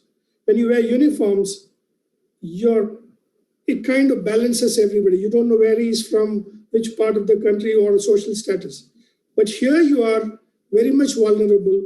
So that plays in the mind of the student too, or the employee too. So you have this situation whereby first we need to reassure them. And then also, India is a vast country and there are places where the bandwidth is not correct. So some of them had problems with internet. So we, as the organization, we said, let's fix that. So we are now on taking a drive to see that we fix the internet for them so that they have proper bandwidth. So communication and reassurance was something which was so critical before we embark on this journey of learning. And I think that has paid us rich dividends because they were much more relaxed and receptive. The other part is this whole exercise of learning also brought us closer to our employees. We know them better now. We took the time of understanding them. We took the time of connecting with them. And this has made a huge difference. There is a huge bond that has gone now because of the fact, and we belong to an organization, Tamla Regional Experiences. The moment these waves struck us, the organization took efforts to ensure that they had commitments to ensure that some financial obligations were met by the organization so that that pressure is not there. We are probably one of the only organizations which did not cut salaries of our employees, even in the first wave and the second wave. Only 3% of our employees had a salary cut. So these things reassured the associates and employees that we are in this business and we want to ensure that our associates are integral part of this whole ecosystem, and the benefit of the benefit of the service will only come if you have happy employees. So that was the first part of the whole exercise. The second part is, of course, what is it that they want to learn? We never bothered. We used to roll down our orders. So we are now embarking on exercises to see what exactly. So we tell them the goals and targets for each of the departments, and we tell them, okay, tell us how do we achieve these goals and what are some of the things you need so that we can train you to achieve these goals. So it's not a top-down approach of learning. A top-down approach makes it very difficult for people to absorb. So there is a participation all along to learn. And it was not just hardcore learning. It was learning with fun, learning with quizzes, so that, because I'm telling you, for an operations guy to sit in a classroom for more than half an hour is a punishment. And here you are taking training classes for 3, 4, and 5 hours. It is not funny anymore. So how do we make it meaningful? How do we make it interactive? So there is a lot of learning for us as the management to make sure that this whole exercise is worthwhile. So I feel that when we embark on this learning post-COVID, we have to be extremely, extremely sensitive to the needs. And those needs are not just the training needs, the emotional needs, all the needs. We need to connect. We need to connect with them on levels which are much closer. And we may have to be extremely flexible. I'll give an example. If I'm taking a Zoom call and this employee is alone in his house and the doorbell rings, he has to get up and open the door. So you're not supposed to feel insulted about it. This is the reality. And so you have to be flexible in the style of teaching, communicating, and understanding how this knowledge has to be imparted to our associates. And that is the only way that we can move forward. There are challenges in each homes. So we have actually got doctors, counselors, giving talks to our employees at regular intervals, because we found that is much more important, because the media is bombarding you with so many details that it can really make you nervous. You're not sure if these are facts. So frequent interactions with doctors, counselors, and also, of course, town halls with the CEOs, with us, this makes a big difference in this whole process. So while the hotels and resorts are closed, it is important to keep them engaged and motivated in such a manner that they feel that there is somebody looking after them, and that these are the times of extreme distress, because there are people close to their family who have lost lives. There are people who are in distress. So please, empathetic teachers, empathetic way of communication is a paramount important if you want to make some benefit or some gains in transferring knowledge into your employees. I think to a great extent we have succeeded, but it is still a long journey. This war against the virus is not yet over, and we have to reinvent ourselves. So it is also a time to learn new skills. It is also a time to look at the hobbies of your associates. I must tell you that we have a lovely, beautiful property in Coorg. And we had this, what we did is we had a class for the associates on how to take good photographs on their phones. So we did a session with them. Believe me, after that, the amount of photographs that we got from the property, I think our professional photographer is feeling very, very nervous now, because I think we'll be using him less. The fantastic nature photographs that we got from our associates. And these are people from all departments. They are the ones who have now taken this. There is a bartender in our Kodai property.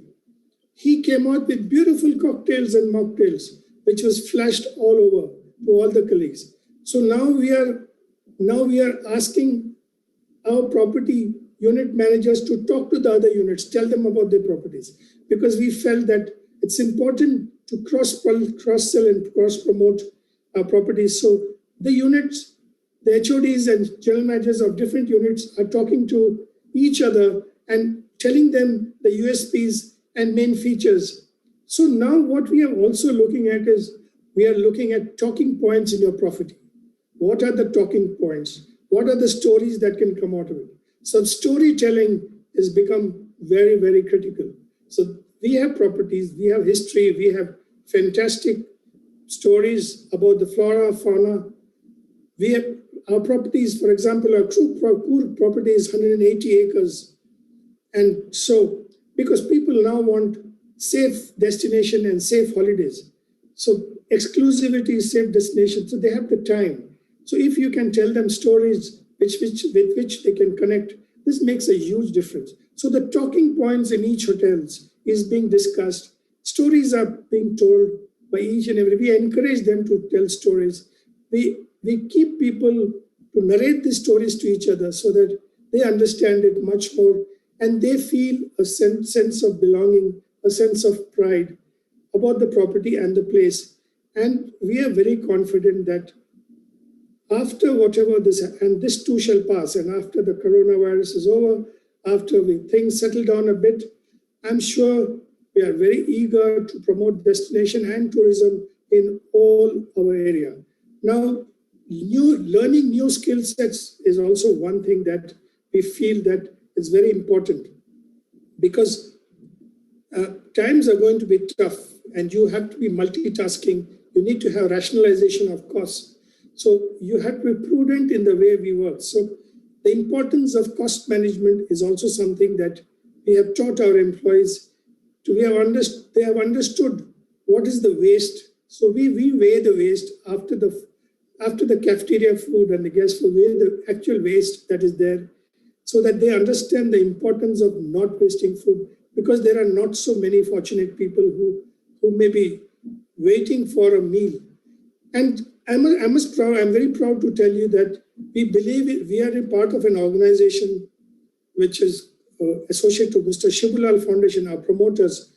And now in Bangalore, we are sponsored 30 ambulances that are going crisscrossing Bangalore and providing oxygenated ambulances to taking people in distress to the hospitals. This is done through the government. We also have imported 100 oxygen concentrators, which we are giving to needies' homes, so that if they don't find a hospital bed early, at least the oxygen can help them save their lives. So these things are, and to do this, our employees are in the call centers.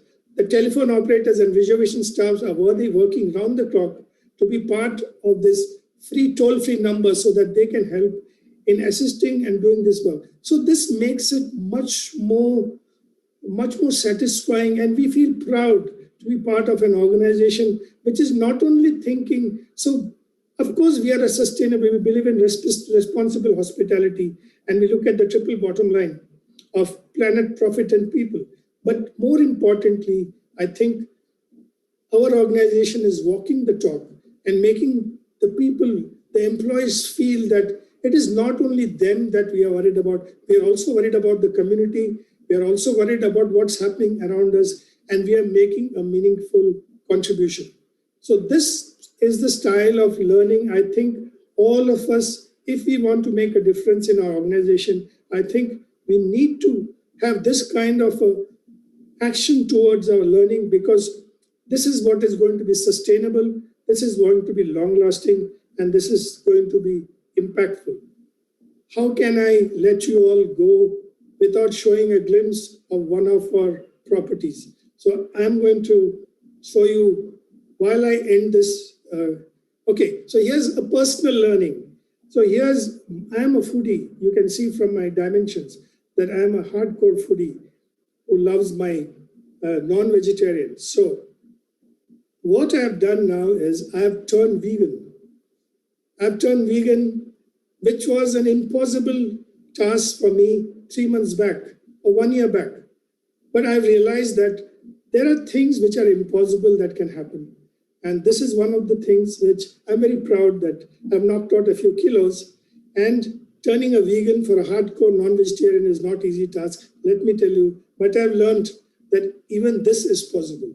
So let me show you just a video of one of our properties in Kodai. I must tell you, we have got beautiful boutique properties in beautiful destinations, unique destinations. Please Google Tamra leisure experiences and you will see our properties. We believe in responsible hospitality, and we are sustainable. We won sustainability award. SKAL International awarded it last year for being a sustainable tourism hotel. And let me now end my talk. Thank you for giving me time to share some of my thoughts. And let me end by showing you one of our properties.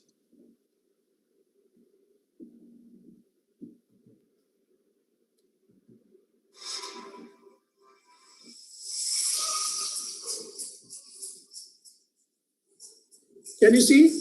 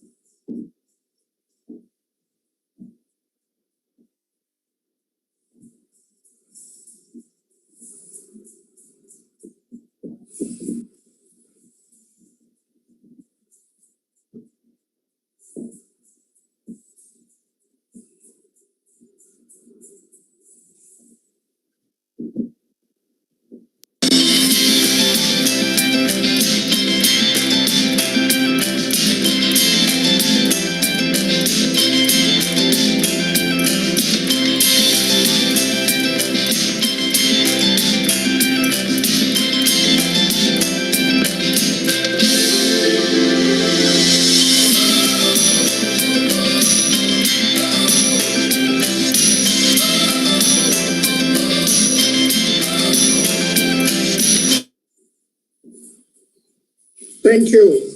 Thank you, Manoj, for the informative speech.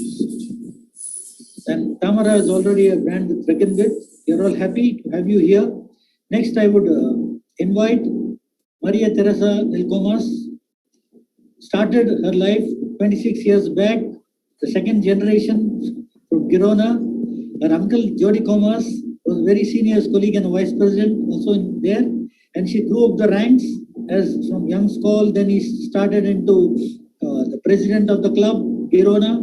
Then she was national president for Spain, international counselor.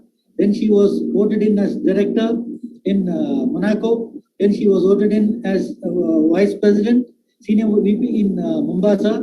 And she was handling finance, very able friend and a good friend for a long time. And she is an asset to SKAL. Her contributions to trade fairs, young SKAL and finance will be remembered and here to stay.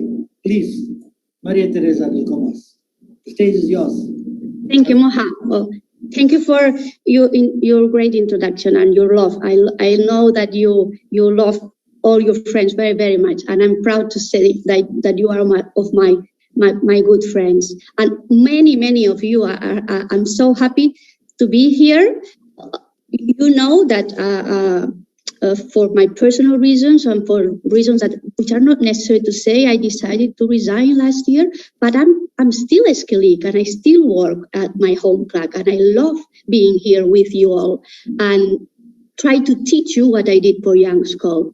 But before I start, I want to show you where I am, because I'm now in Costa Brava. You know that I have been part of this last year in Tenerife and in Costa Brava, working remotely, auditing hotels, which is my job, all around Spain and in Catalonia. And I'm now in Catalonia. Maybe you can see the sea.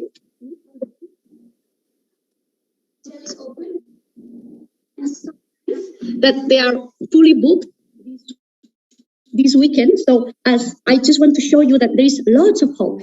Spain, we have been struggling for 6 months very, very badly.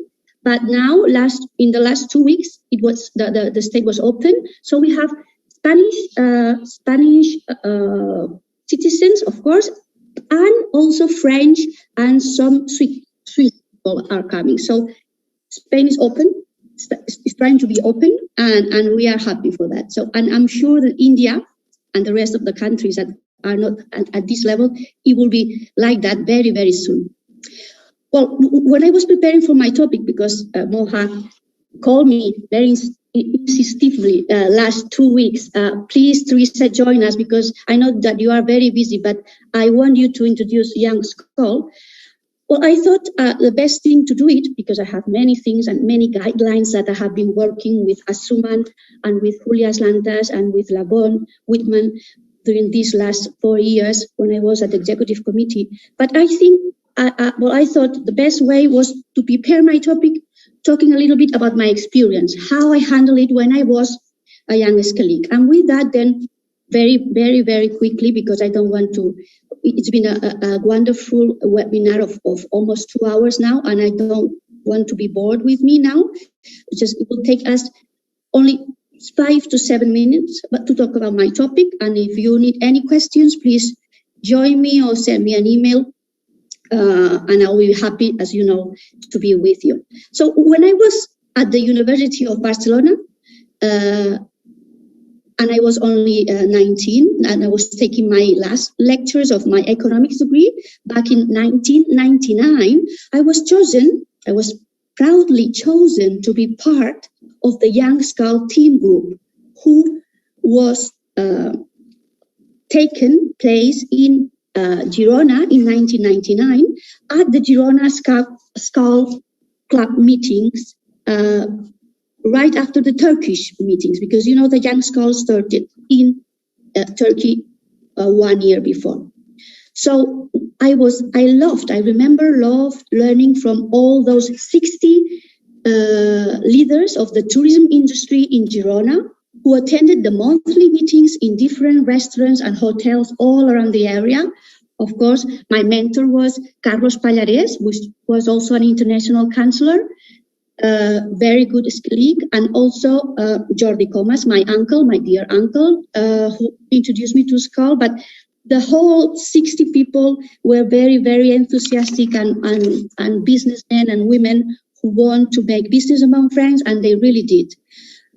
So on our young SKAL team, that we were Paul Fages, that you know him, he is now the president of SKAL Girona, Sandra Bergelli, who is now a very good manager at this hotel. That's the reason I came here to show you the hotels she's managing, and I also audit as Safe Tourism. She's now the manager. So I just want to show you this period of these 20 years that I have been, 25 years already, because I'm now, although people think I'm still young, I am young, but I'm 48, so it's not that young anymore. By that time, then I finished my economics degree and my master's degree in tourism in 2007. And from then onwards, I marked my objectives. This is the most important thing. That's what I have learned from you this day. You have to mark objectives. And so I became myself a better leader. I wanted to be a better leader and person. And I wanted to focus my job life with my SKAL life. Because, of course, I wanted to work at the tourism level. I didn't know at what position I would like to be, but all I wanted to know in life, I knew that when I was 22, is that I wanted to be a leader, a good leader. I knew maybe I had the talent, but I wanted to be good and be better. So the best thing to do that, I think, is to have a responsibility. And to be there and learn from that experience. So I was chosen in 2009 to be, as Moja said, International Council of Spain, and because it was a vacant, and I was honored to be and to start my experience as International Councillor in London in 2009 with Julia Slantas as international president from Turkey, and we had a very good group there. Then. Well, my experience at international was very good. While I was at international level, the good thing or the bad thing is that my home club also wanted me to be the Girona president. So I had two jobs. I had to be international councillor and president of Girona, which I took it. And I was very good because I could handle it very well. I had a good team with Paul Fages, who also was next to me by that time. And then I became president of SKAL. And when I jumped with my surprise in Monte Carlo to be the director of SKAL International, I think I was one of the first women, the youngest women to be director in SKAL ever. Well, I had a wonderful experience learning to know how people were managing at home clubs all over the world, how they managed to introduce new, younger people. I'm not saying young people, I mean students, people, but professionals and younger people, talented people, leader people that would love to be like you. And that's what I work for. And that's what we try to do. I want to share you just a couple of pictures here. That's what we did in Mombasa. Remember, we had a very great group of people. Julie W. Scott helped me with all those groups, and we were there with Balkimi and people from Australia and Asuman, and I made a workshop to help them become better leaders. I keep their contact since then, and I help them in any way I can. So this was a great workshop, I'm sure. And by then last year, what I did with Paul, I helped him at the University of Girona. This is the most important thing, be at the universities. And Paul is on the left, as you can see, the one with the hands up. And I'm in the middle. The rest are students, last year's students of University of Tourism in Girona. And we were telling them about SKAL International, and some of them become young colleagues. So it's the passion that you put about SKAL and the mentorship that you use, that you can engage, you make people engage to be part of our great association globally. And to just focus on it, what it has given me, SKAL, is it has given me learning from professionals within my sector, accelerate my professional development, establish my business contacts, get plugged in to my community telling me in Girona and Catalonia, but also outside internationally. Seek new career opportunities. You know that when we are between 20 and 40, you always want to move or keep it growing up. Facilitate win-win relationships, create your referral networks, and of course, seeing the world. And what we need to do is help and mentor and education at SKAL. And that is to be done at your home clubs. What you're doing in India is wonderful. I know that. And mentoring and making all these young people who want to be like you, that they are next to them all life. So it's like a long life advisors. So in many ways, you know that millennials are a natural fit for associations as they value social and professional networking, personal branding and growth, as well as community outreach, all of which are well within the function of professional organizations like SKAL.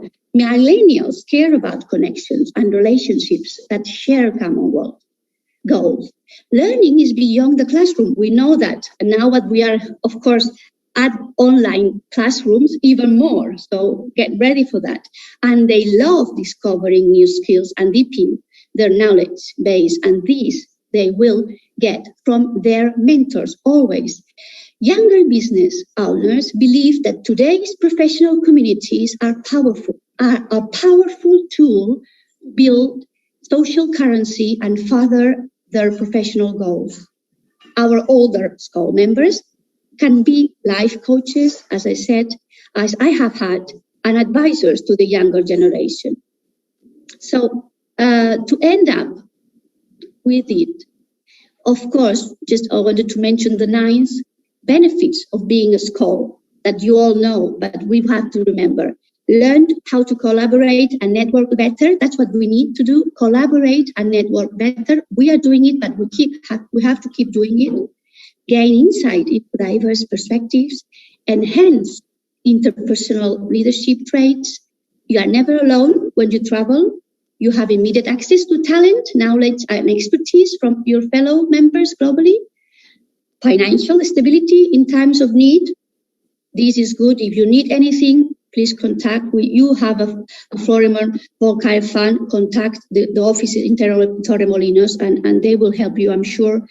Visibility at important trade shows globally without any cost, and be part of a global family, and your small investment, of course, will reap large returns. That's what I wanted to say, Moha. I didn't want to go further. As I said, I'm here. I'm so pleased to meet you all and happy. And you are doing a great webinar. Congratulations, inviting all the people around the world. Thank you very much.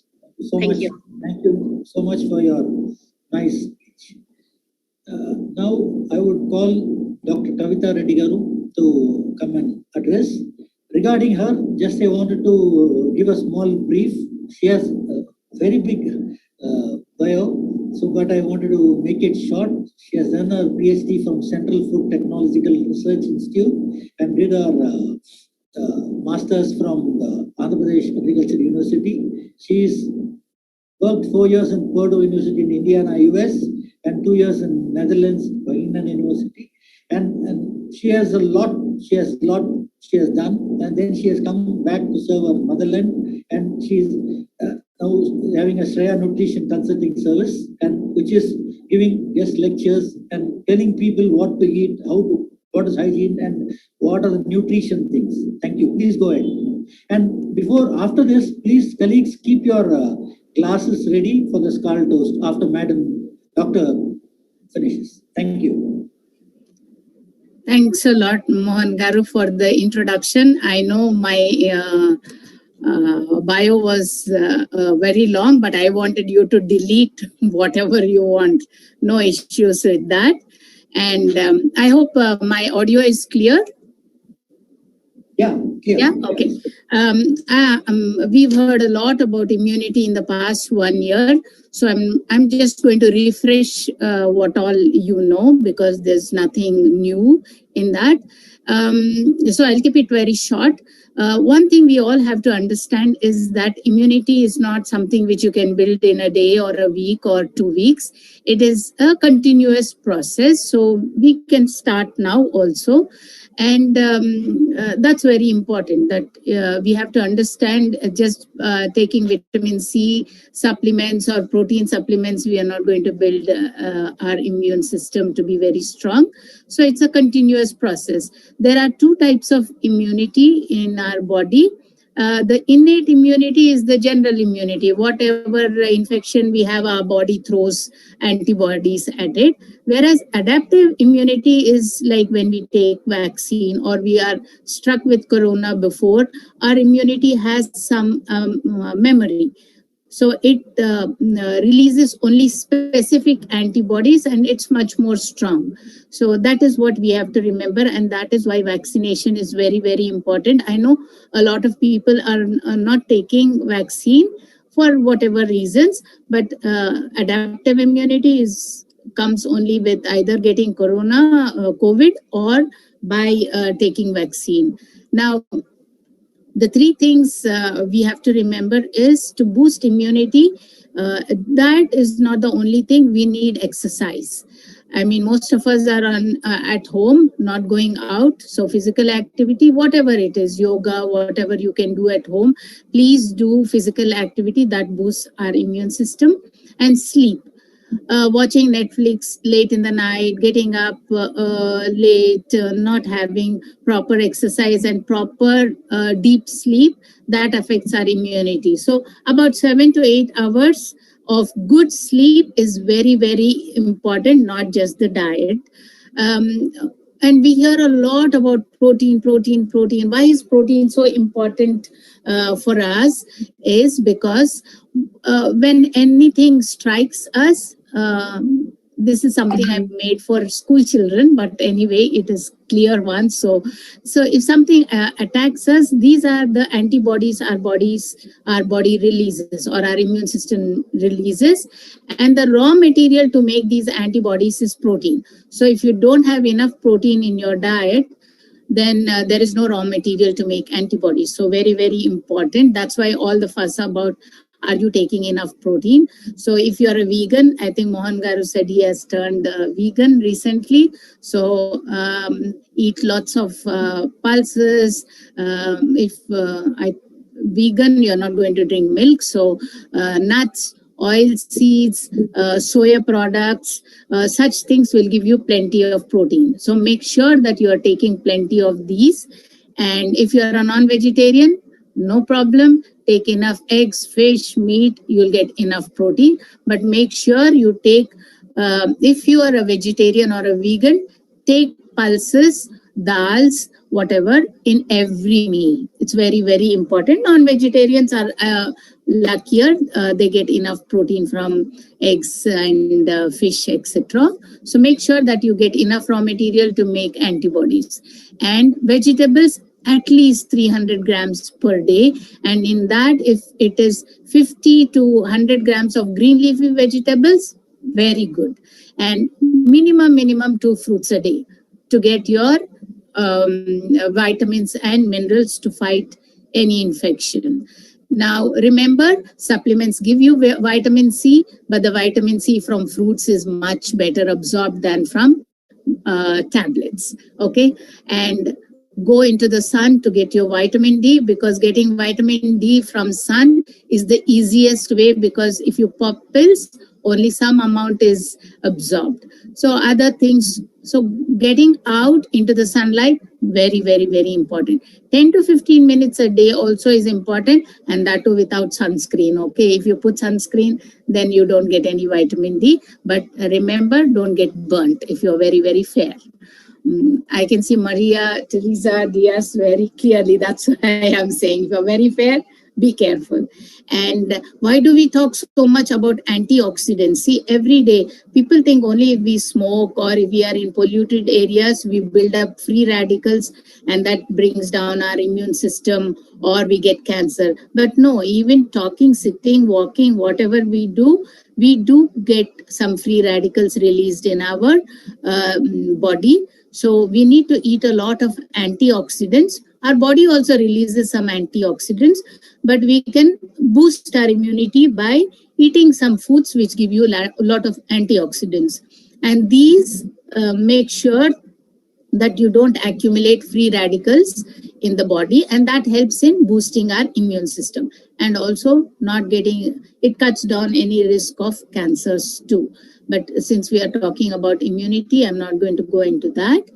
Make sure you are eating at least 2 fruits a day, 1 citrus fruit, very good. And also make sure that you are eating like green leafy vegetables. A fistful of almonds are very, very good snack. Fistful is enough, not too much. Otherwise, you'll start putting on weight. Maybe as a snack at mid-morning or in the evening.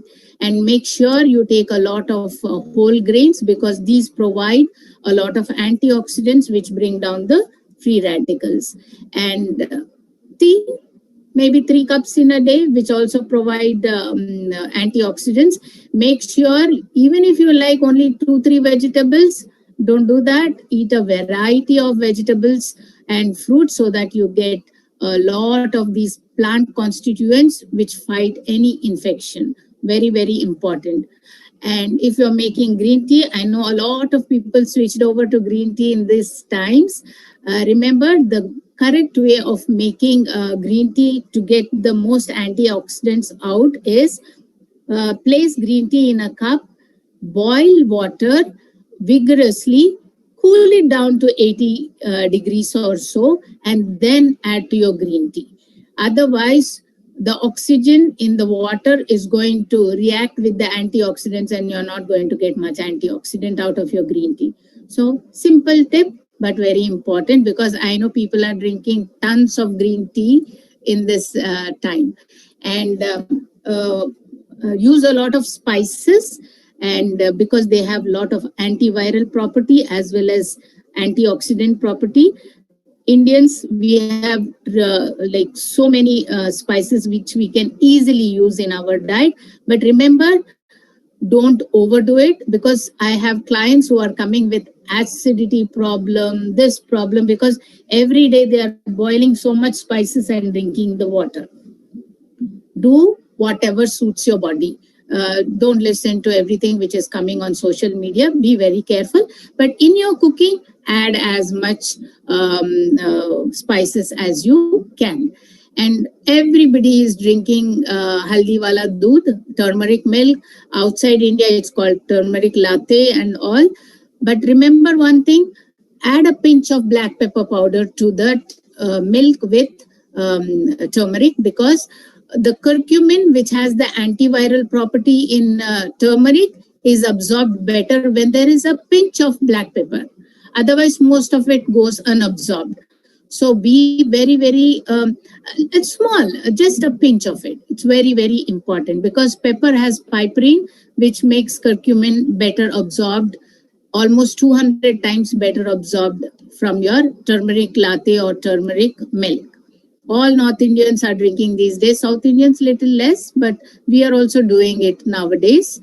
And remember, 70% of your immune system is in the large intestine. 70%, because of all the microbes which are living in your, if you are say 50 kgs weight, about 4 kgs, 5 kgs of your weight is nothing but all those pets living in your large intestine. So you have carrying around these 4 kgs weight of pets in your large intestine, and they support your immune system.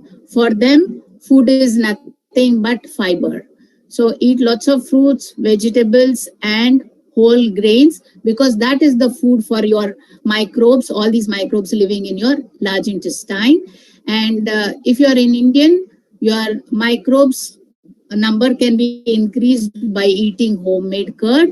If you are outside India, you don't make your own yogurt, eat the yogurt you get in your supermarkets. That would help in boosting the number of microbes, the good microbes in your large intestine, not the pathogenic ones. So, and don't take too many antibiotics just like that without your doctor's prescription, because a lot of people do that. So I will summarize what you should do to increase your immunity.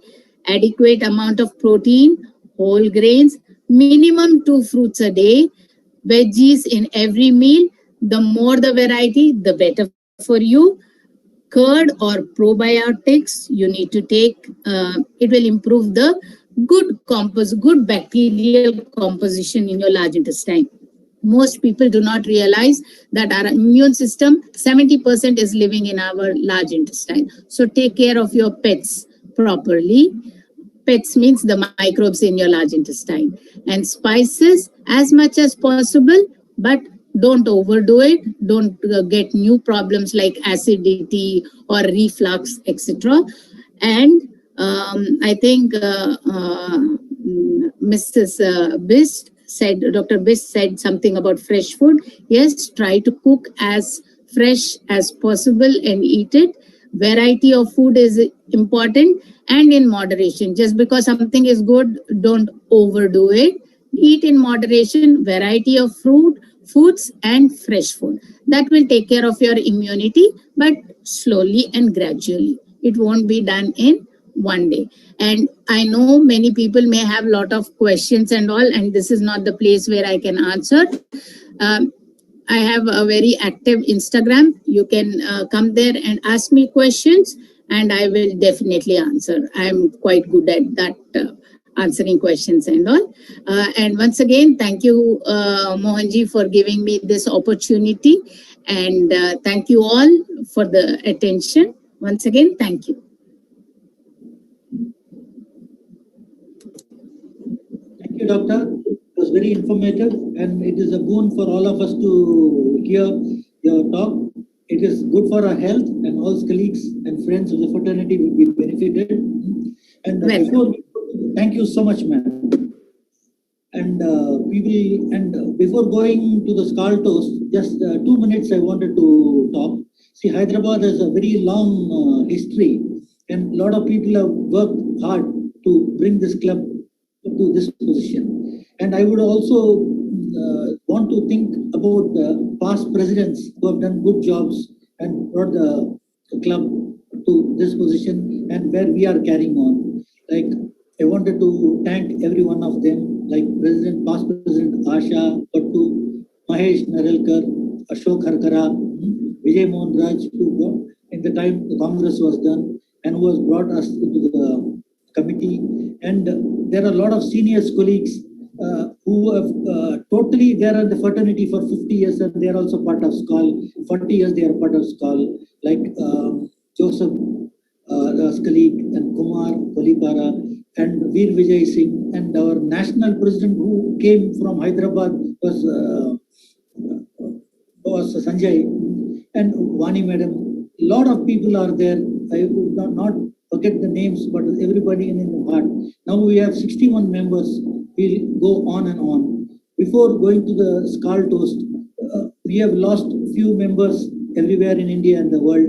And I wanted to tell, we have lost two past presidents, one from Bombay, Partha Chatterjee, and one Rahman, President Rahman from Calcutta. And I want for all the good souls who left from us, for 2 minutes, just we stand and just we think of them and pray for them. And just please.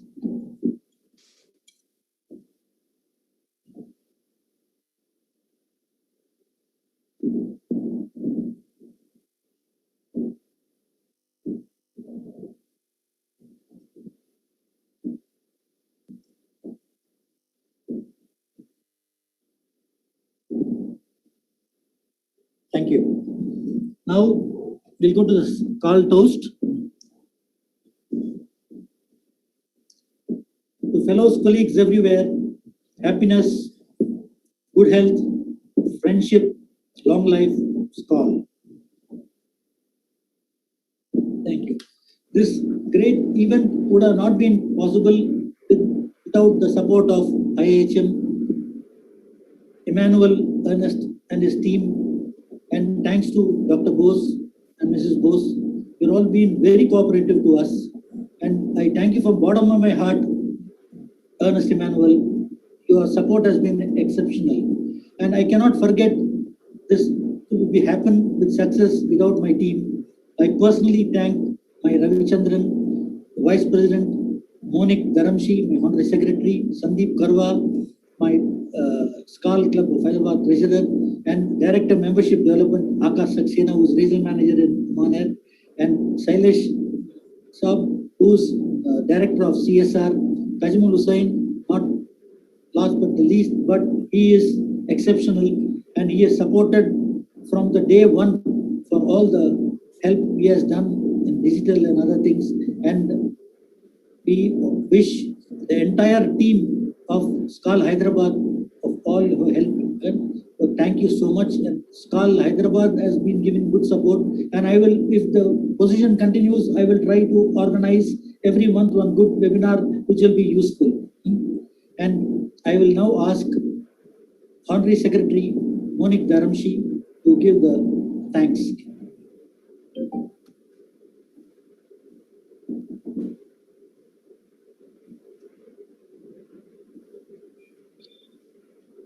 Can you hear me? Yeah. Thank you, Mohan. Thank you so much.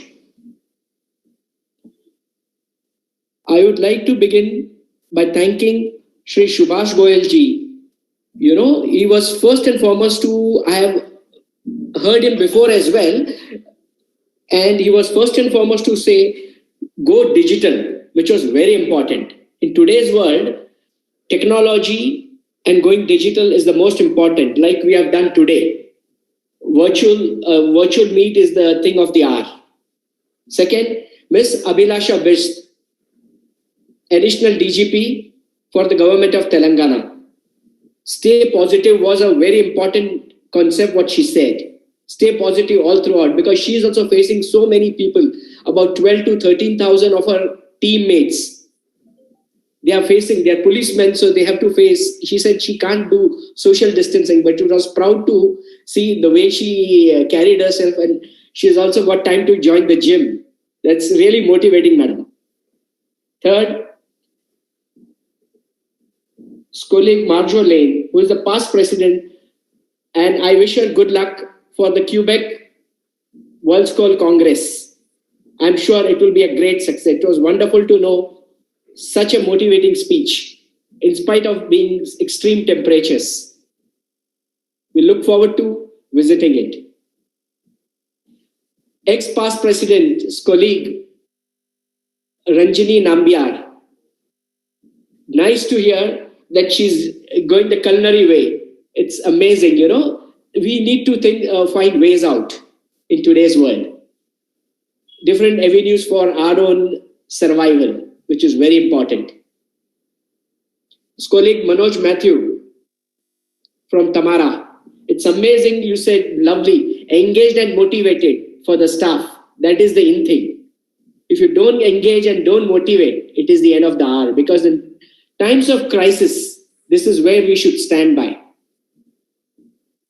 It's very important. His colleague Maria. It was amazing being an economist, knowing that you know so deep and so well about young SKAL.